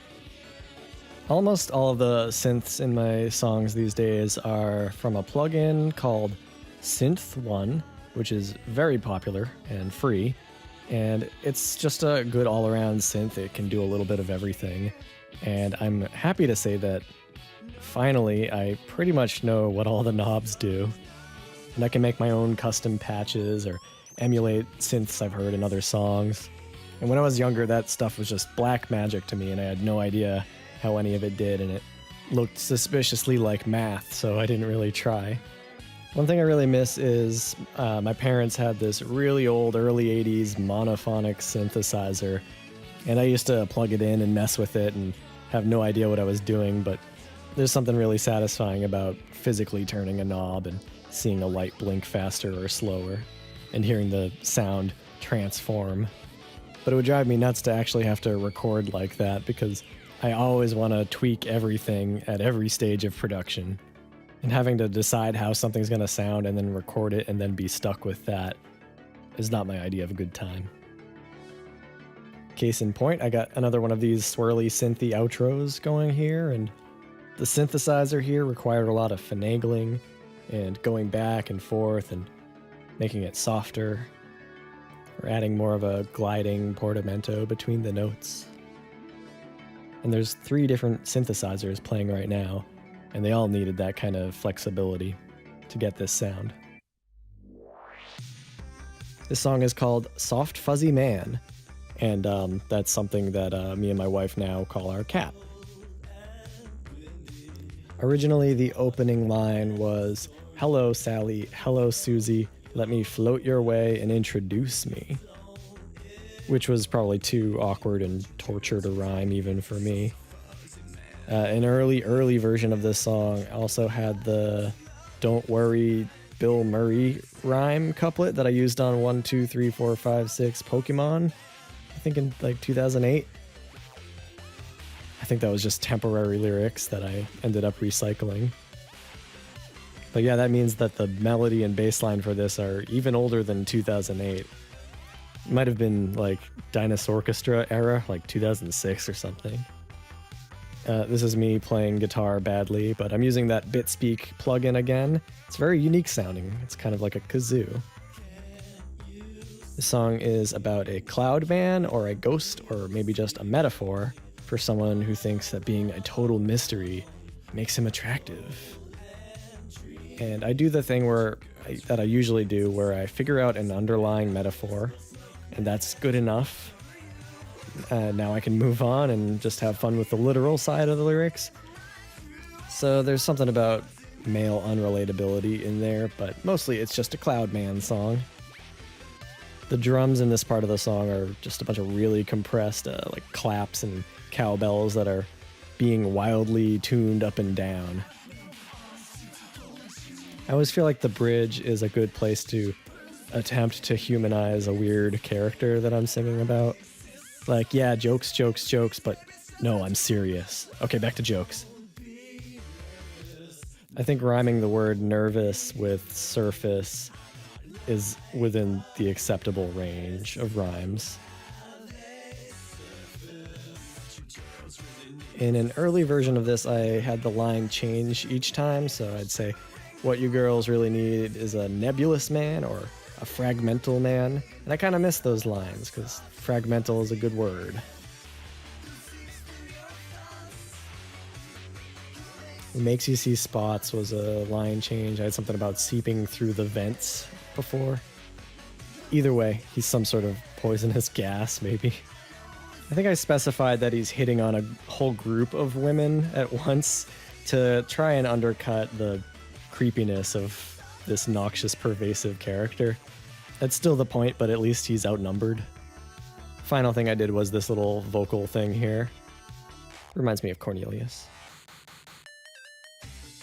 As your father, I expressly forbid it. I liked doing such a simple bass and guitar riff. There's still some good chord changes in the song, but they're all lumped together in one part of the verse. And then it comes back to that riff, or, the chorus, just louder. It's actually so simple, I am really curious if this thing has been done before. If anyone has found a prior use, please let me know. This is yet another unpleasant character, but I liked doing this cartoonish, strict dad because it let me yell most of the lyrics instead of sing. Because all I really wanted to do was say things like, don't talk about the internet in an unhinged manner. So this title is in the present tense, and I went back and forth a couple times thinking like, am I using the word expressly correctly? Does it matter? It just feels like something that you've heard a dad say in a movie at some point, but I don't think it is. It made me think of King Triton from The Little Mermaid, and I'll talk about him in a second. I just want to say that I really like my dad, and we get along very well, and he was never ever like the dad in this song. This nightmare dad is just a character, and I also, I think, would try very hard not to be this dad.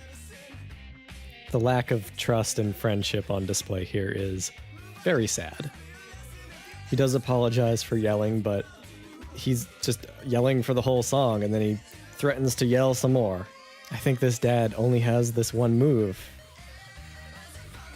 Or maybe he doesn't even really yell at his kid, and this song is just like an internal monologue, and he has to lock himself in his bedroom and just scream it out with his guitar. It's a better idea. So this breakdown was originally going to be me quoting King Triton's various scoldings of Ariel, and I guess it was too weird, so I turned those lines into a bass solo, so they're still there in a way. He's a human.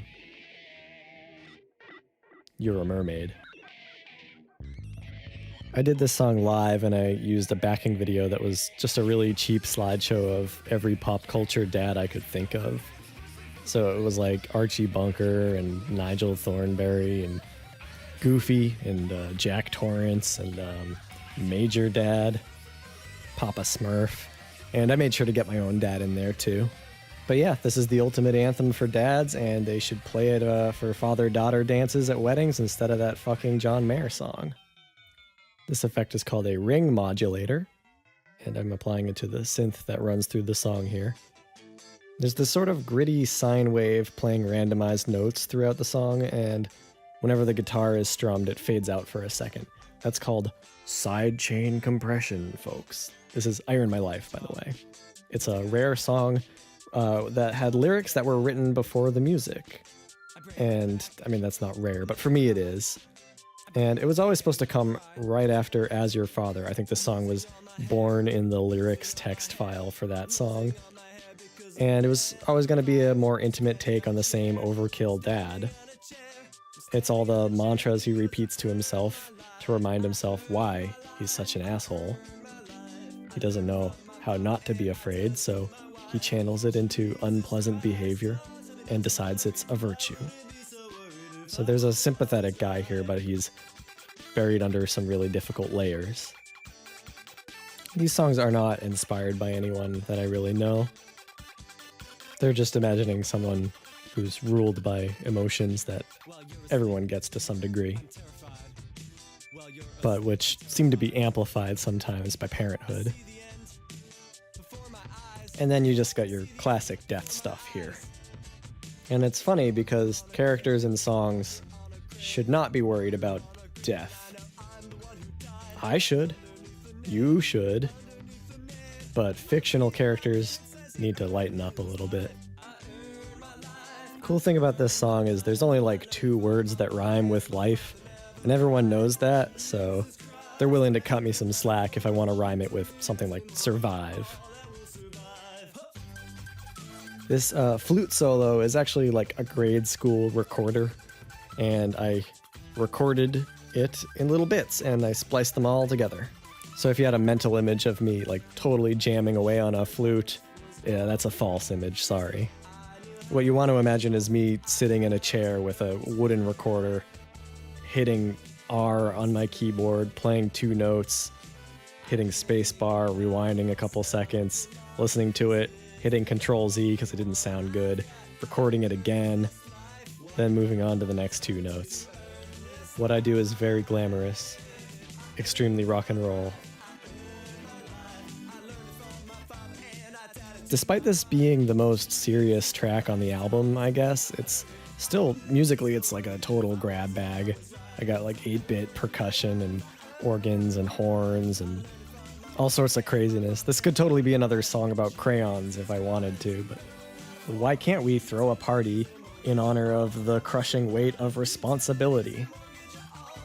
Making this music involves a lot of sitting on my butt, not interacting with other people, and I overcompensate for that, and I'm okay with this, by making every song danceable on some level.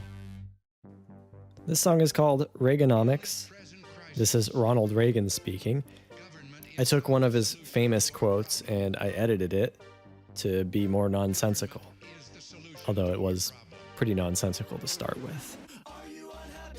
This is a trick that I really should do more often, where it's you have a different part at the beginning that comes back later as the bridge. I always feel a sense of intent when that happens. So this song is mostly in 6/4 time, which is not the weirdest time signature, but for some reason it's not very common.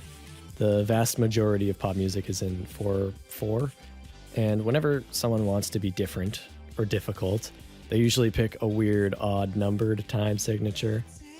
The problem with doing that is the inevitable, "This sounds like Rush" comments. But 6/4 feels natural to me. It's 4 beats, then 2 beats, and repeat. And speaking of being difficult, this song has backup vocals that are singing different lines over the main vocals. So if you want to sing along, you really have to pick one or the other. And then the chorus is back to 4/4 time. This was definitely one of those songs where I was thinking of an interesting sounding word, Reaganomics, and I checked to see if any other songs had been written with that as the title, and I saw that it was up for grabs, and I just went for it. There is a band by that name who do 80s covers, but I figured that was different enough.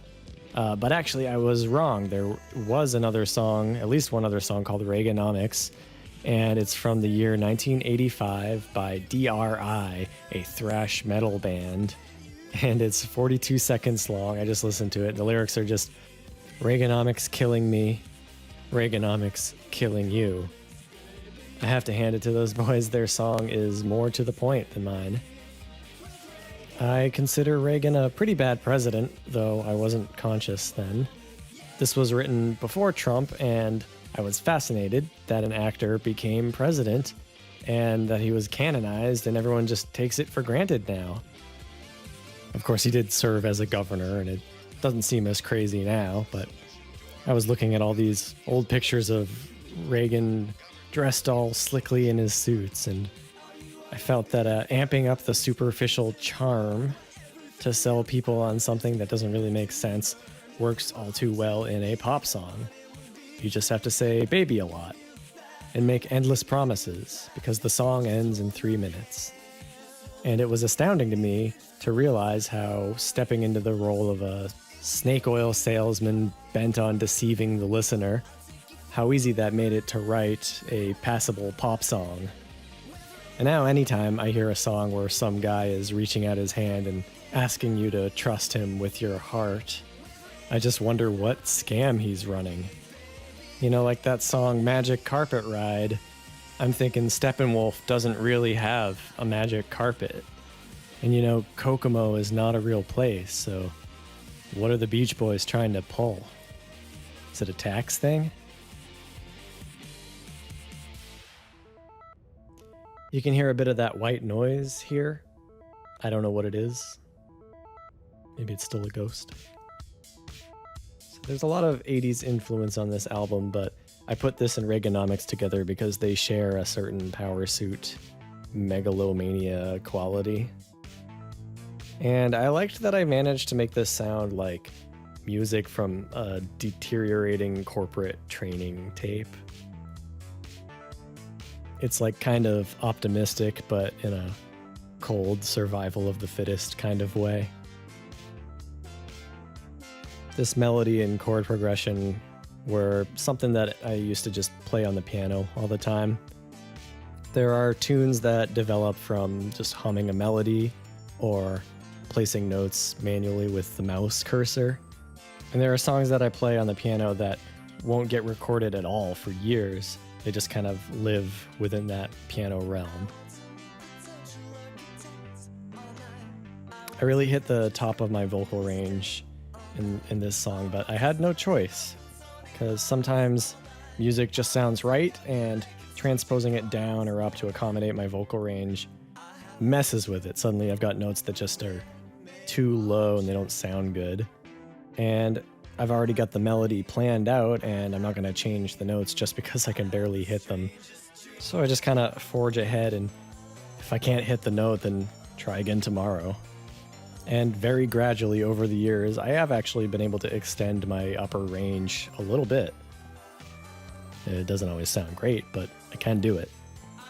This song makes me think of if Bruce Wayne's parents never died and he didn't care about crime, but he still had all that dark energy in him. He would just spend all night staring out the window, envisioning skyscrapers he could be building. I'm glad I put some special synths from my childhood here. You can hear some MS-DOS style ad-lib instruments mixed in. This would be a good song to put on while you're playing Sim Tower, I think.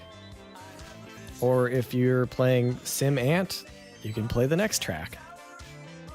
A lot of my songs are inspired by Wikipedia articles. I'll just go down a Wikipedia hole and find something that makes me want to write a song about it. And this one was a page called List of Visionary Tall Buildings and Structures. And it's just a list arranged by height of hypothetical or planned or designed but possibly unbuildable mega structures. A lot of them are like these insanely huge pyramids that like 1 million people could live in, and they're all way, way, way taller than the actual tallest building that exists. So those always make me think about how incredible or incredibly dangerous it would be if one of them actually existed. And the phrase man-made object is a qualifier that I sometimes have to put in when I'm wondering what's the oldest thing, what's the biggest thing, when really the question I'm asking is, what's the biggest thing that we have done as a species? And for something to hold that kind of record, someone needs to have envisioned it that way. This is just my voice and the bell, digitally stretched out. And actually, I just realized that I used a really similar sounding bell at the end of the last track as the intro of this one. That was unintentional. One of the last things I added to this track was these old stock thunder sound effects. I guess they punctuate the secondary metaphor of this song of weather and hurricanes, but mostly I liked how they sounded.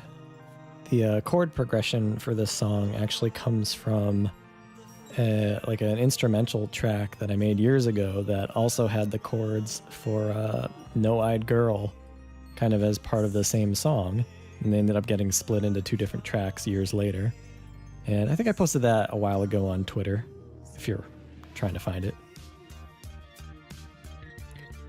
I think the high tinkly piano here is probably inspired by the original Sesame Street theme. I always liked how that sounded. You can't play the top of the piano and take yourself too seriously. That's the baby part of the piano. So ant mills, or ant death spirals, are this phenomenon where ants get into a feedback loop with each other's pheromones, and they start walking around in a circle or a spiral endlessly until they all die of exhaustion. I knew this would be a potent metaphor, and all I had to do was carefully write around it without giving up that I don't know what I'm doing. I can tell you some things about bugs, and if you like the music and have an imagination, hopefully it will become a meaningful song on delivery. Or if you're like me, you just listen to songs without consciously parsing the lyrics, sort of in one ear and out the other, and the vocals are just another instrument. That's how I listen to music. I go years without realizing what a song is actually about. And I'd have a much easier time writing songs if everyone were like that. But some of you are those maniacs who instantly focus in on understanding the lyrics, and you know right away if it's a good song or just a good sounding song. And I live in fear of you people. Please just let me sing about bugs that don't matter. That's all I want to do. I mean, it's very satisfying to successfully make a song that feels a little more substantial through the use of words and, emotionally evocative singing. It just takes way longer to do that. Anyway, this is the last track on Spirit Phone, the proper album. There's a bunch of bonus tracks that I don't have a ton to talk about them, so I'm just going to summarize them real quickly. Starting now.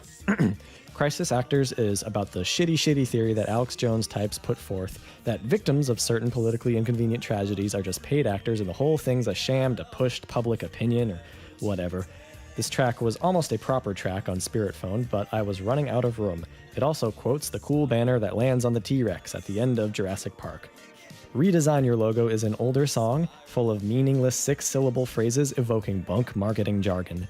There was a PDF file floating around describing the total moon logic that was justifying Pepsi's logo redesign. It may have been a hoax document, but either way, some firm got paid a ton of money for that awful logo. You know the one. Pizza Heroes. My sister Emmy was kicking around this idea for a cartoon about pizza delivery team who could travel extremely fast to anywhere in the world, so I wrote this for that hypothetical cartoon. You're at the Party is a track that I never quite finished to my liking. It's about a sick person who's trying to sleep while a noisy party happens next door, and it gradually overtakes him and invades his nightmares. Or are they nightmares? I don't know, it's ambiguous. Angry People is this intense techno song about how, I guess, hate sex leads to evil babies, and everyone's angry and trying to lead normal lives without ever not being angry, and then they turn into wolves and tigers and stuff. GeoCities and Angel Fire are two instrumental songs. They're just fun. GeoCities has an edited sample at the end of The Voter, an early speech synthesis machine that kind of worked like a reverse stenography keyboard.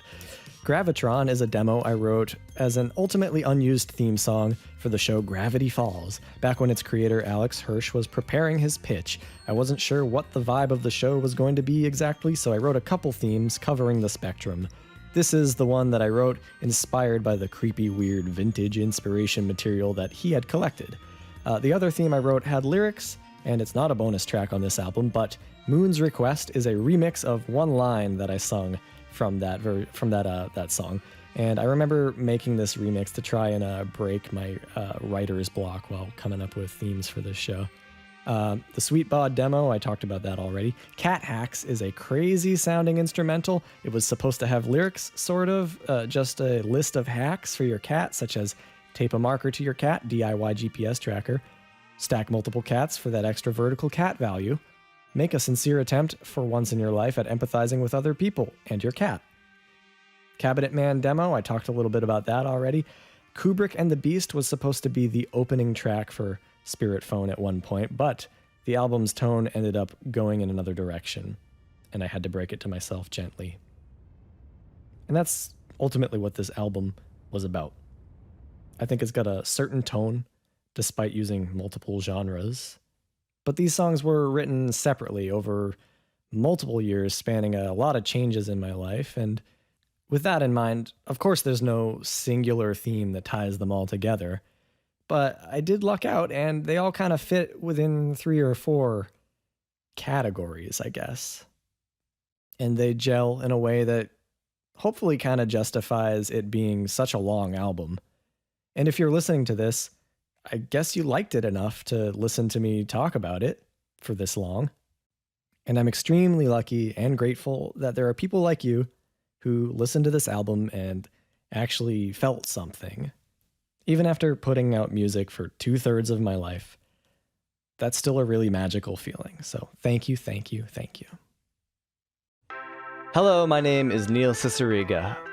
I am the human face behind the dark and mysterious entity known as Lemon Demon, as was my father before me and his father before him.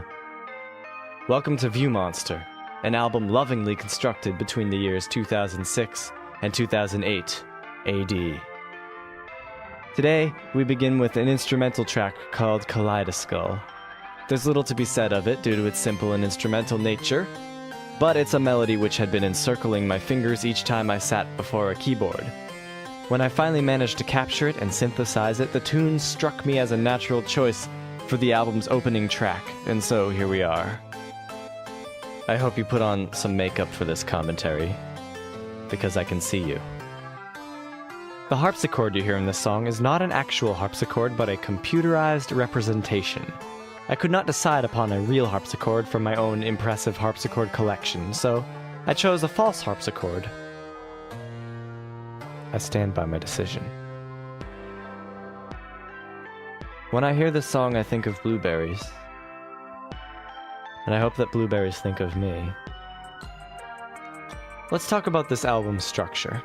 Although, this track included, there are 16 full-length songs, you will find that there are 32 CD tracks in total. The even-numbered tracks are what I like to call palette cleansers. On most albums, songs are broken up by 1 or 2 second intervals of silence. If not for these gaps, each subsequent song would be forced to live up to the expectations as defined by the previous song.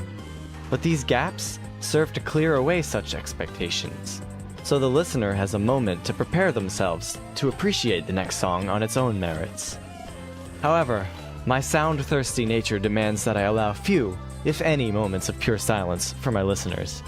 Instead, I recreate the gap effect with my palette cleansers, short interludes of simple, instrumental, ambient filler material. Now, I know what you're thinking. Filler? Oh, Neil, whatever became of Killer? This is not what we wanted. That's what you're thinking. Well, I'd like to point out your fallacious assumption that filler cannot also be killer. To the contrary, I've found that the two are not mutually exclusive. So let us meditate on that idea.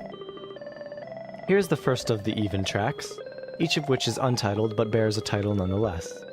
This particular track, had it a name, would be named View Monster, after its father, this album. Interestingly, and perhaps a sign of creative stagnation, I also have an AOL Instant Messenger account named View Monster, but I only sign on when overcome by an extreme need for attention. I'm sure by now you can feel the powerful cleansing effects this track has on your sonic palette. Fading is the desire for track 1 to continue its strange instrumental journey. And now, you are almost ready for the new perspective that track 3 will offer. Though I must warn you, this new perspective may be twistier than you anticipate. Twistier indeed. This track has been christened Amnesia Was Her Name. It bears no relation to the B.B. King song of the same title.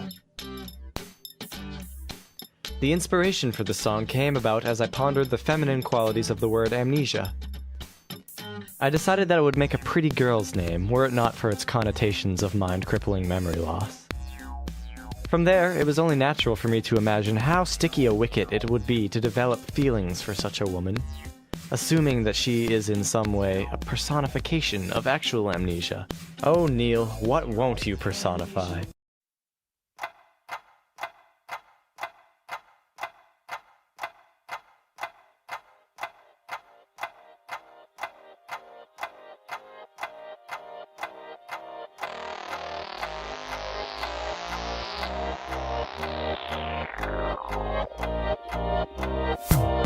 Travel back in time with me.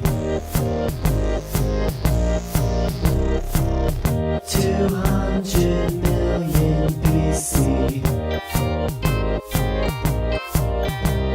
What's your name and what do you play? My name's Neil and I don't play anything. What fun should we have today? Shook my magic 8-ball and it said, let's rock out in a dinosaurchestra. Let's all shout in a dinosaurchestra. Let's have fun in a dinosaurchestra. Let's eat children in a dinosaurchestra.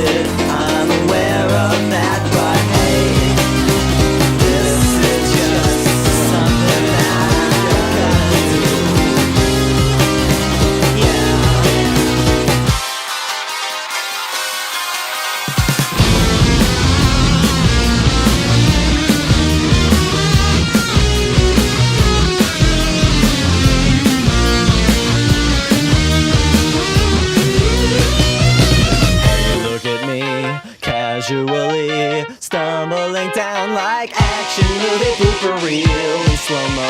Everything glowing and blowing to bits, including me.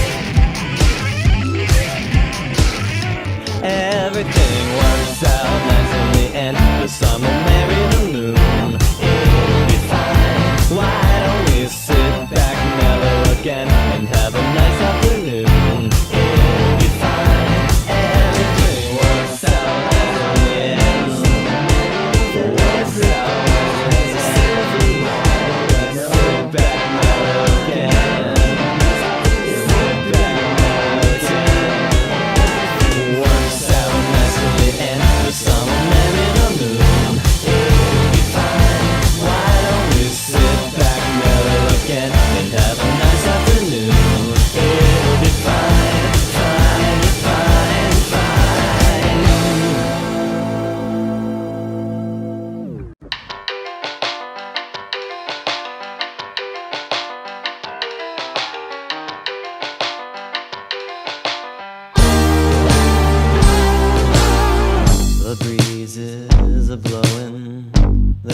just won't stop growing, so I better do something soon. I'm gonna spend the afternoon mowing the lawn, mowing the lawn, mowing the lawn, mowing the lawn, mowing the lawn, mowing the lawn, mowing the lawn, mowing the lawn. This grass is taller than me. I'm gonna make potpourri out of what's left when I'm through doing what I gotta do. Mowing the lawn, mowing the lawn, mowing the lawn, mowing the lawn, mowing the lawn, mowing the lawn, mowing the lawn, mowing the lawn. Lawn mower, rev it up good now. Lawn mower, listen to the sound. Hey, lawn mower, rev it up, take it on down, take it all around town. Let me hear you. Mowing the lawn, mowing the lawn, mowing the lawn, mowing the lawn, mowing the lawn, mowing the lawn, mowing the lawn, mowing the lawn.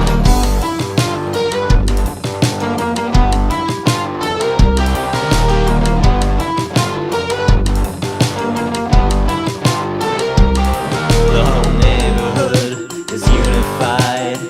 About time the music died and was replaced by the sound of 1,000 motors, replaced by the soul of fern and grass odors. Mowing the lawn, mowing the lawn, mowing the lawn, mowing the lawn, mowing the lawn, mowing the lawn, mowing the lawn, mowing the lawn. Lawn mower, rev it up good now. Lawn mower, listen to the sound. Lawn mower, rev it up, take it on down, take it all around town. Come on now. Mowing the lawn, mowing the lawn, mowing the lawn, mowing the lawn, mowing the lawn, mowing the lawn, mowing the lawn, mowing the lawn, mowing the lawn, mowing the lawn, mowing the lawn, mowing the lawn, mowing the lawn, mowing the lawn, mowing the lawn, mowing the lawn.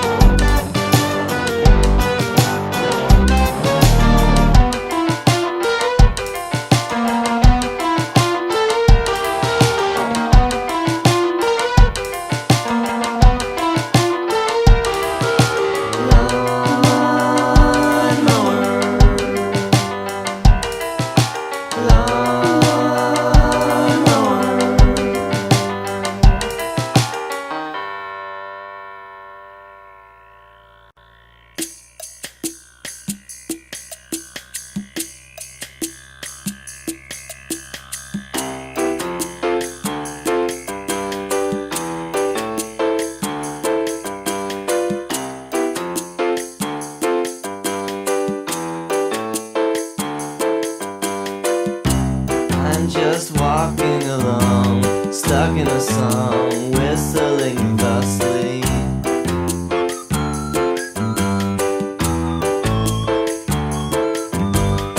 Stereotypical life, kids and a wife, 3 of them plus me.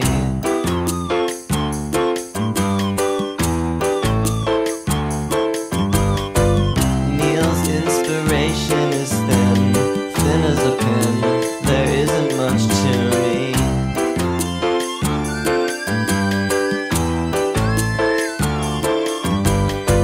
So I'm just walking along, stuck in a song, happily gloomy.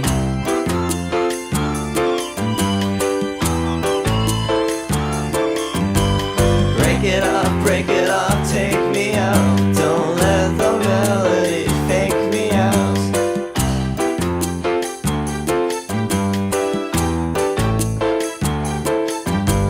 Break it off, take me out. Don't let the melody fake me out.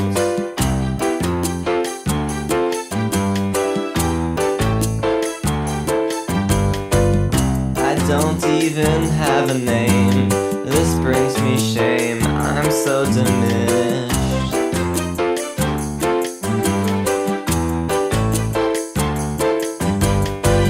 I know all songs have an end. I could pretend this one is finished.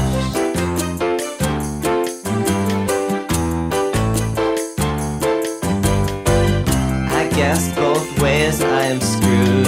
Maybe if you do me a favor.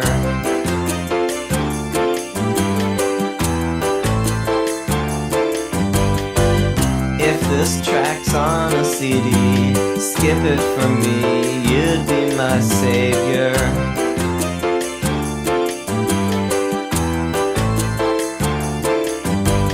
Break it off, take me out. Don't let the melody fake me out.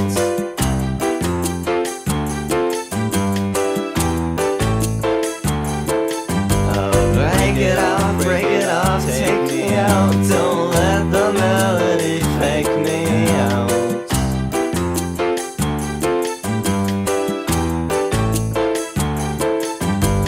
Break it off, take me out. Don't let the melody fake me out.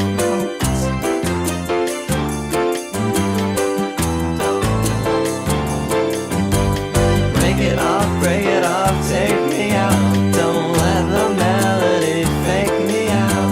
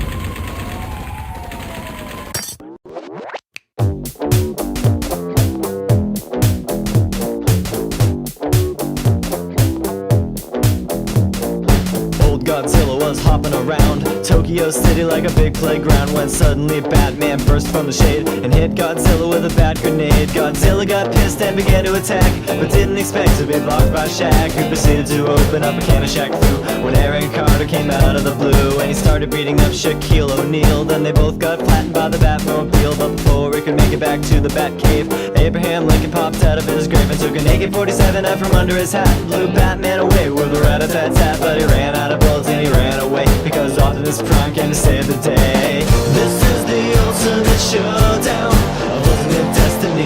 Good guys, bad guys, and explosions, as far as the eye can see, and only one will survive. I wonder who it will be. This is the ultimate showdown of ultimate destiny.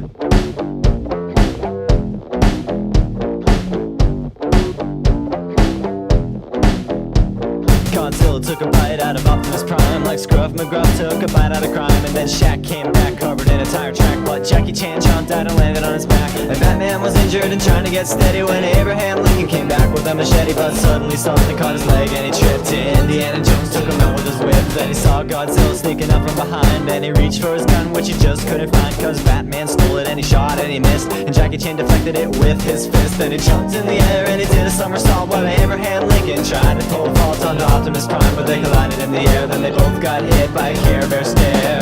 This is the ultimate showdown of ultimate destiny. Good guys, bad guys, and explosions, as far as the eye can see, and only one will survive. I wonder who it will be. This is the ultimate showdown. Angels sang out in an immaculate chorus. Down from the heavens descended Chuck Norris, who delivered a kick which could shatter bones into the crotch of Indiana Jones, who fell over on the ground, writhing in pain, as Batman changed back into Bruce Wayne. But Chuck saw through his clever disguise, and he crushed Batman's head in between his thighs. Then Gandalf the Grey and Gandalf the White, and Monty Python and the Holy Grail's Black Knight, and Benito Mussolini and the Blue Meanie, and Cowboy Cowboy Curtis and John B. the Genie, Robocop, the Terminator, Captain Kirk and Darth Vader, Lopan, Superman, every single Power Ranger, Bill S. Preston and Theodore Logan, Spock, the Rock, Doc Ock, and Hulk Hogan all came out of nowhere, lightning fast, and they kicked Chuck Norris in his cowboy ass. It was the bloodiest battle that the world ever saw, with civilians looking on a total law. The fight raged on for a century, many lives were claimed, but eventually the champion stood. The rest saw their better, Mr. Rogers in a bloodstained sweater. This is the ultimate showdown, ultimate destiny, good guys, bad guys, and explosions. As far as the eye can see, and only one will survive. I wonder who it will be. This is the ultimate showdown. This is the ultimate showdown. This is the ultimate showdown. Ultimate destiny.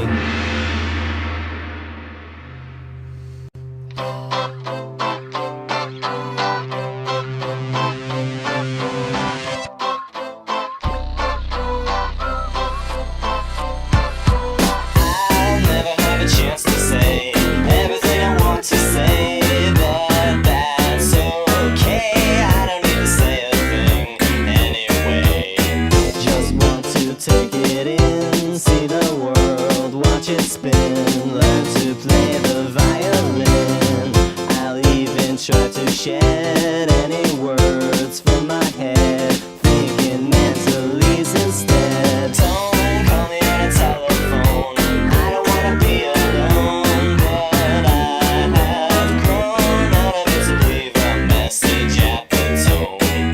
Just want to take it in, see the world, watch it spin, learn to play the violin.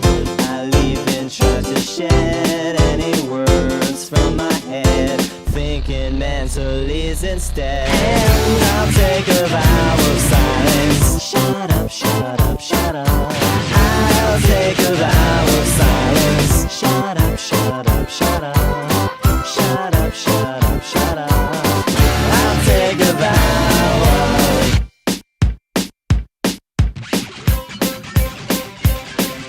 silence means that you can't speak, you can't let things out, they stay inside. You just sit and nod like a quiet freak, and you hold your tongue and you swallow your pride. And if you're traveling down the street and suddenly witness a crime, you gotta keep it to yourself, you gotta keep it inside your quiet little mind until the end of time. And you've got to shut up, shut up, shut up. Shut up, shut up, shut up. Shut up, shut up, shut up. Shut up, shut up, shut up.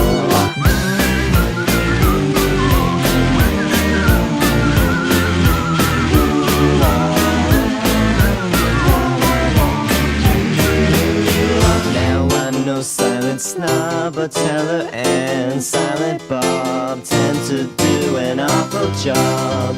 But let me tell you, son, Harpo Marx is the one. I wouldn't be surprised if he didn't have a tongue. Oh, I'll take a vow of silence. Shut up, shut up, shut up. I'll take a vow of silence. Shut up, shut up, shut up. Shut up, shut up, shut up. I'll take a vow of, I'll take a vow of, I'll take a vow of.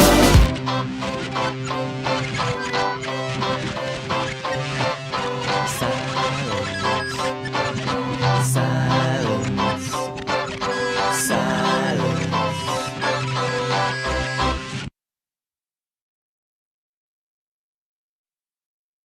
Inside of everybody's head, inside of everybody's head, there is a hum, there's a hum, there's a never-ending hum that no one ever seems to notice it, no one seems to notice it, you have never noticed it, never, ever, never, ever, until now.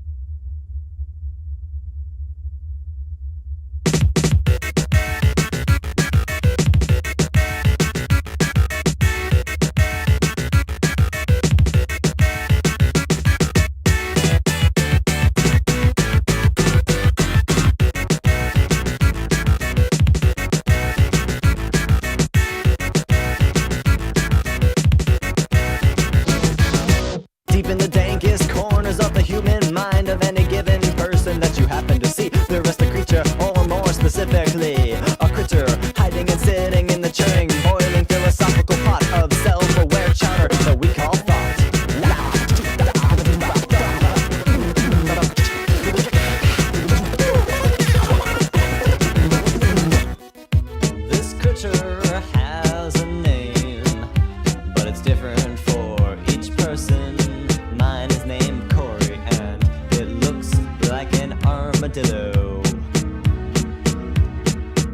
kiss makeup.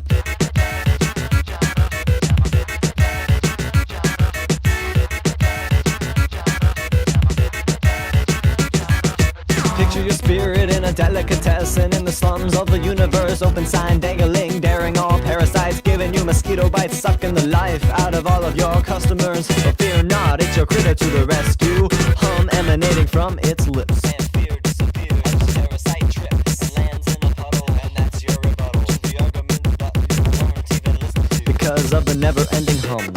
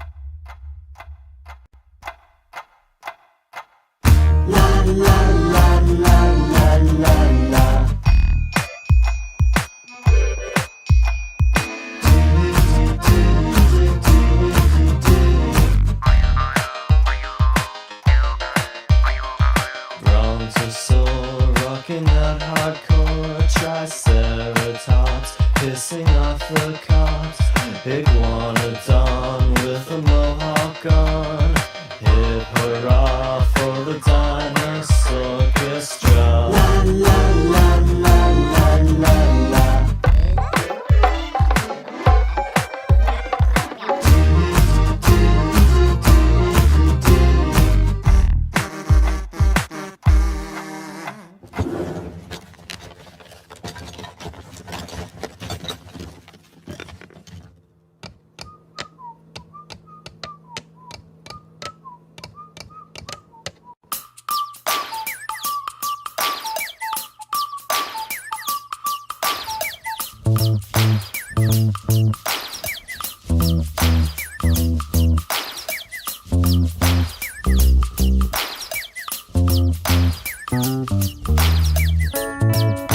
Simple and small, almost alone, curled up in a ball with a tin can phone tied to a twist, leading outside and into the mist where the shadows hide.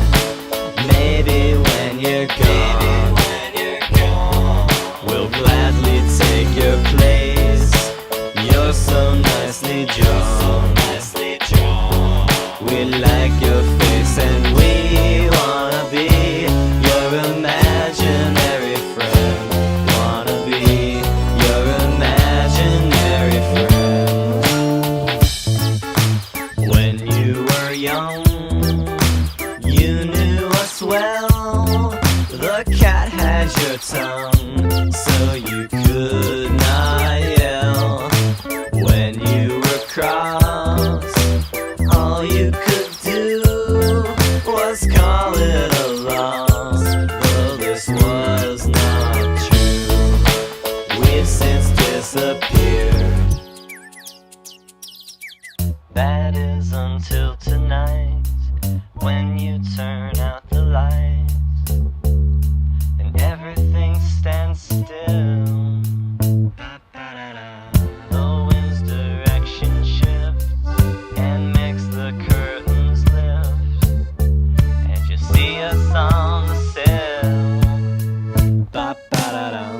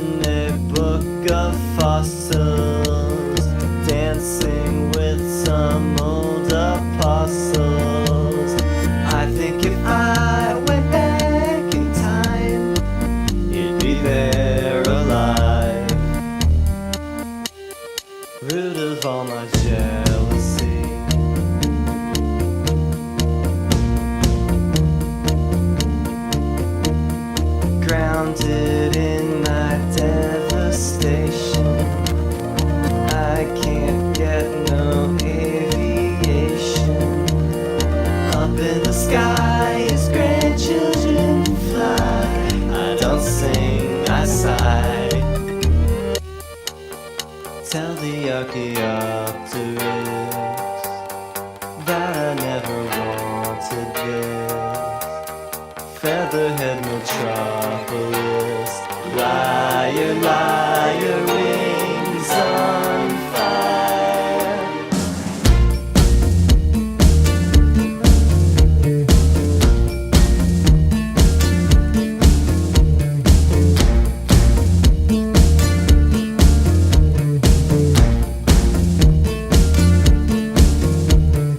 When it's fast approaching winter and I eat my turkey dinner, tickles of hate that battle my cage and evolve to rage.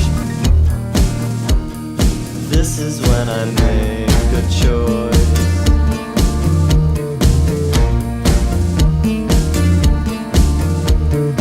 I will build a time contraption. I will start a chain reaction. Know what I think I'm going to do? I'm going to tell the Archaeopteryx that I never want to miss. Featherhead metropolis, liar, liar, wings on fire. Now the clock ticks, and I hope this will fix all the present bird tricks. Farewell, Miss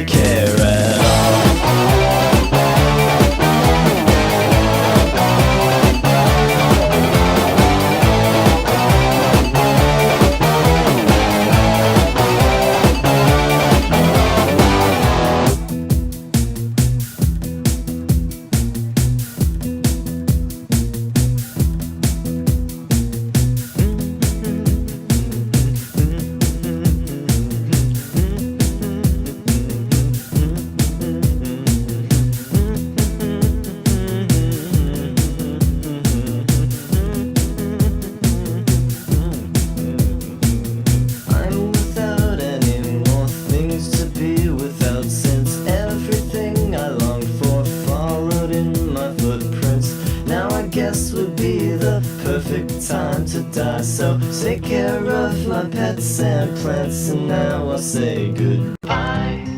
Standers by, standing by, cycling by. Try, unfit, try, factor, try, not to cry. Quad, triple odd, pupil god of the week. Quintessential grin, pencil in, cheek to cheek.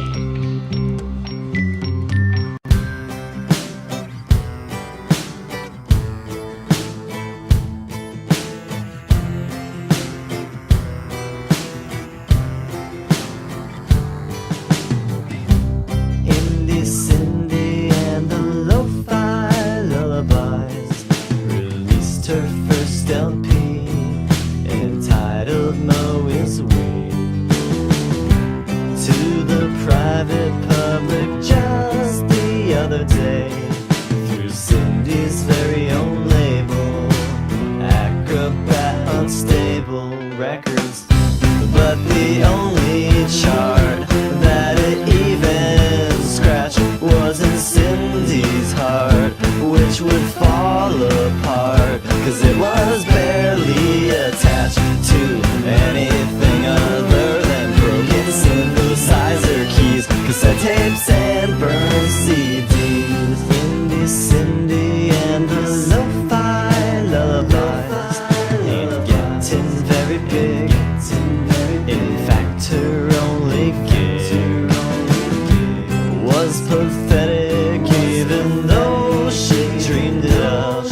In fact, it was a nightmare. The sound just wasn't right there. And when she woke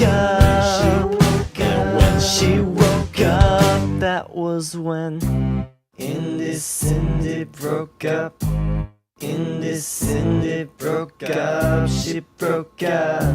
Not for artistic differences, she just tore her studio down, threw her equipment around in cyclonic displacement till it looked like her basement again. La la la la.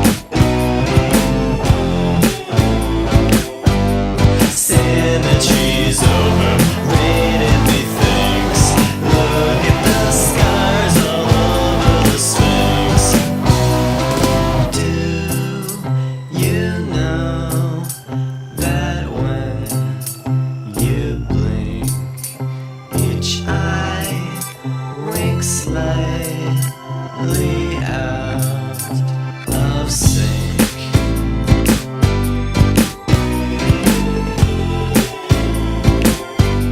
Symmetry's overrated, methinks. Look at the scars all over the Sphinx. Even the planet spins with a tilt. Everybody's built like a quilt. Have you heard the awful truth? Cursed asymmetricals go to hell. If you trip and lose a tooth, you gotta knock the other side out as well. Gouge both eyes out and you'll see empty sockets everywhere, self-abyss. Fill them up with mercury so that I can see myself when we kiss.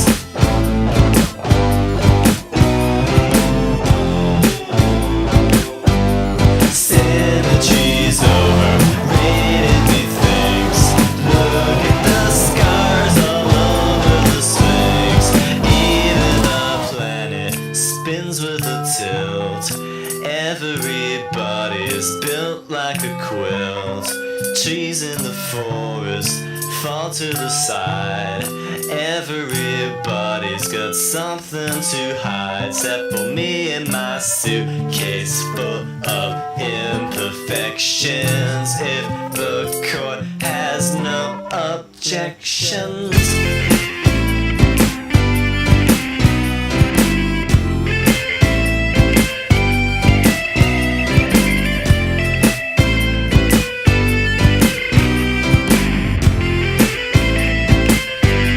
Symmetry's overrated, methinks. Look at the scars all over the Sphinx. I am lopsided, and so are you. Nothing worth loving isn't askew.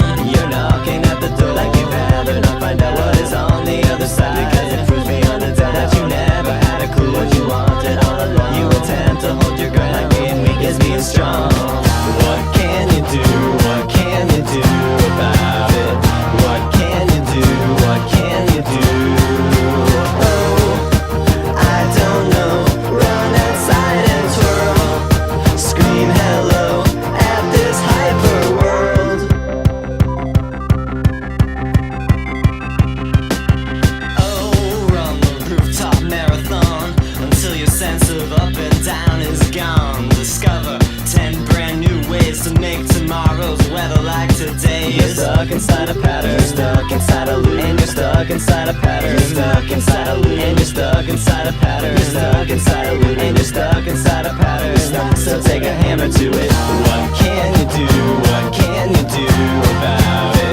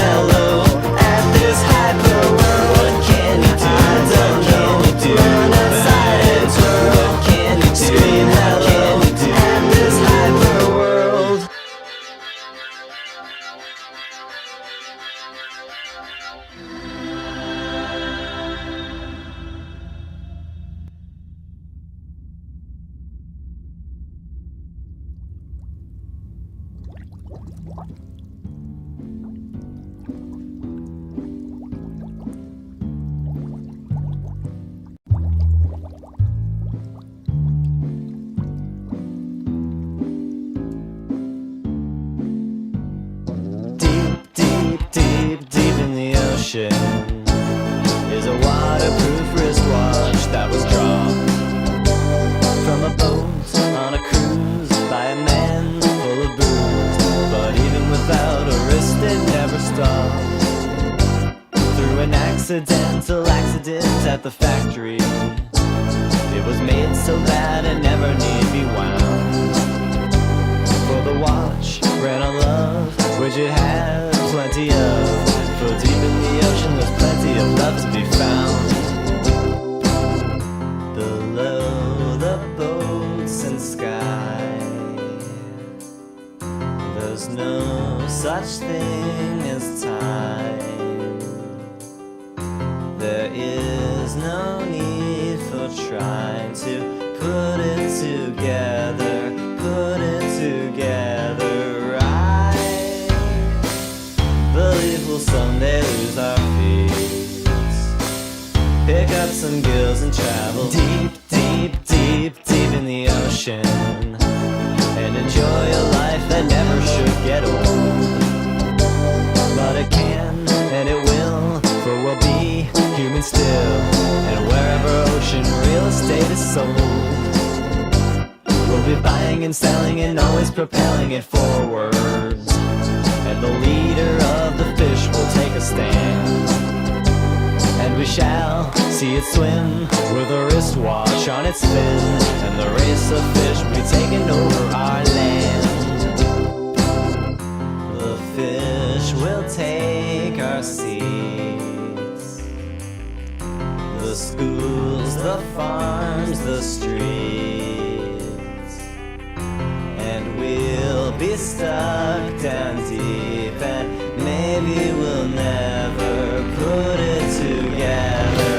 Deep in the ocean, deep in the ocean, and motionless. Deep in the ocean, deep in the ocean, there'll be no sun anymore.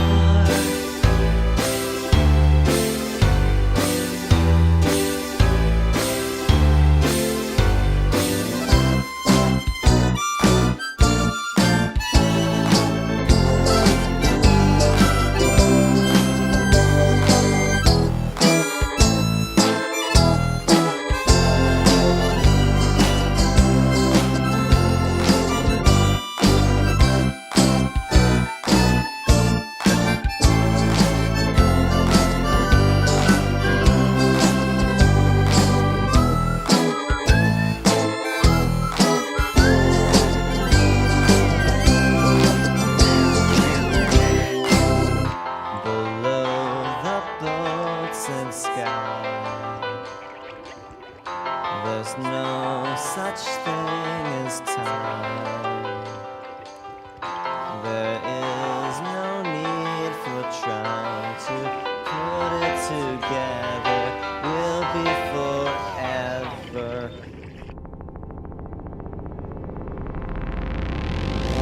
Deep in the ocean, deep in the ocean, and motionless. Deep in the ocean, deep in the ocean, and motionless. Deep in the ocean, deep in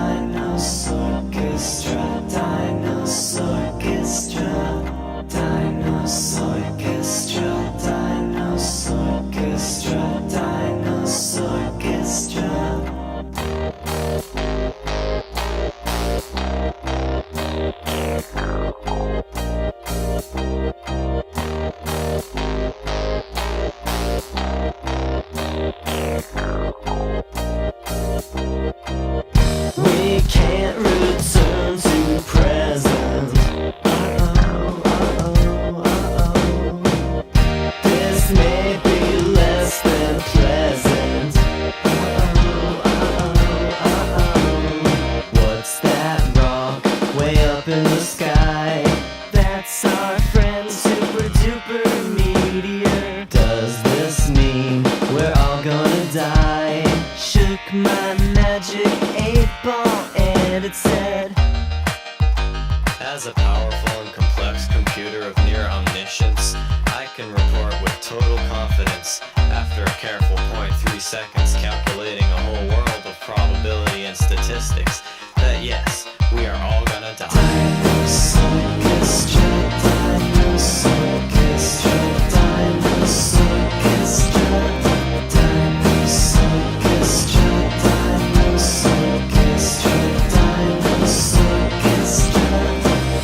we'll all be blown up real soon.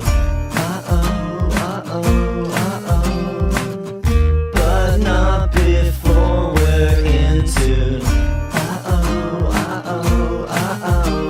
Won't you be a good dinosaur? We must be before we're not. Treat these creatures to an encore. One last time is all we've got. So let's rock out in the dinosaurchestra. And let's all shout in the dinosaurchestra. Let's have fun in the dinosaurchestra. One last time before we have to die. Dinosaurchestra, dinosaurchestra, dinosaur, we have to die. Dinosaurchestra, dinosaurchestra, dinosaur, we have to die in this super colossal explosion, and I'll become fossils for people to dig up someday. Dinosaurchestra, dinosaurchestra, dinosaurchestra, dinosaur, rap, ska, country, blues, jazz, techno, pop, soul, rock, dinosaurchestra, dinosaurchestra, dinosaurchestra.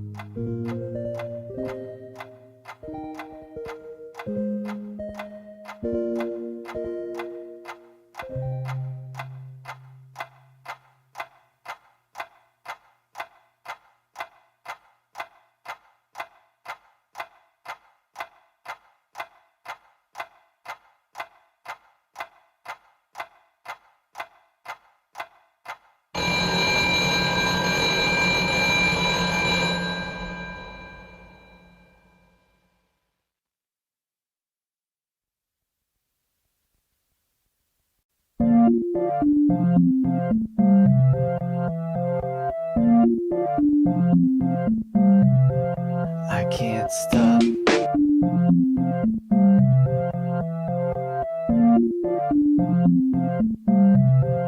I can't stop.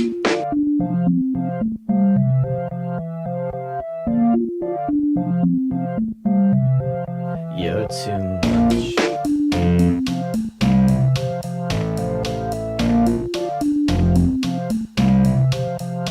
Much too much.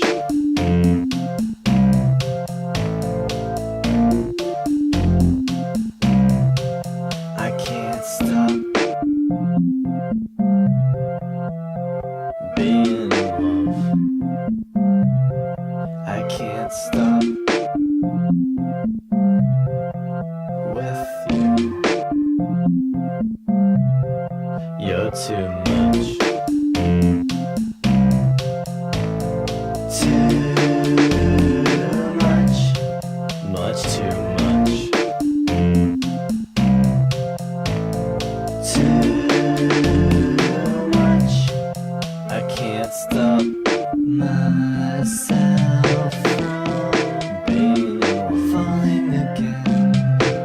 I can't stop, and when I'm with you, I find no reason to. You're too much, or am I not enough? You're too, and I feel this way. Much too much. The longer that I wait, the more you are. Much to my dismay.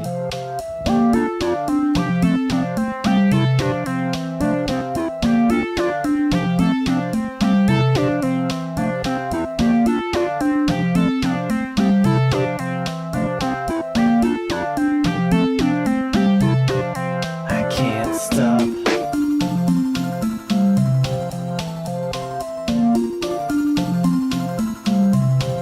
I can't stop.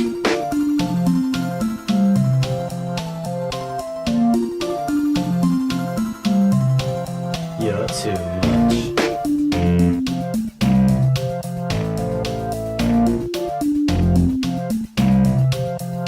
Much too much.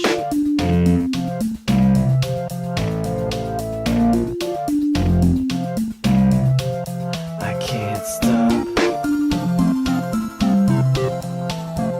having this dream. I can't stop.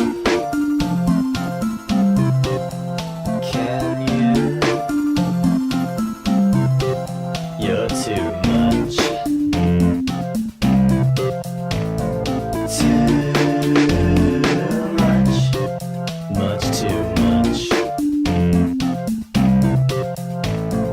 Too much. I can't stop the boat having this floating along. I can't stop.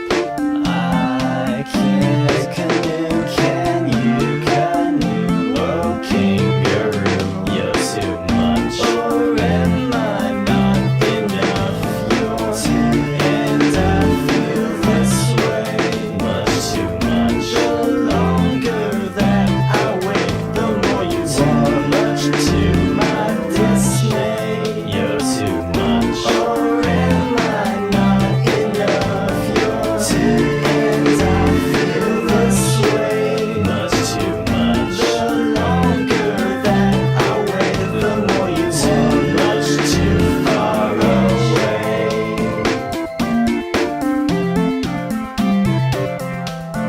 Too much.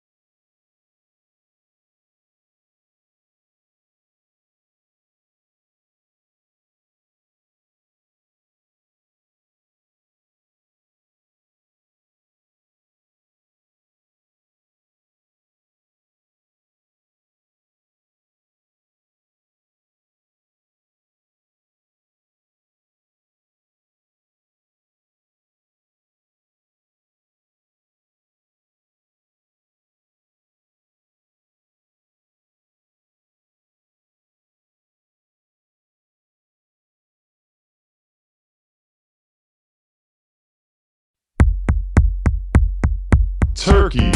Turkeys? Who likes turkeys? I like turkeys. Oh yeah? Oh yeah. Well, have I got news for you. What's that? I am a turkey. I am a turkey. I can see you're quite surprised. Man, I can't believe my eyes. Where'd you come from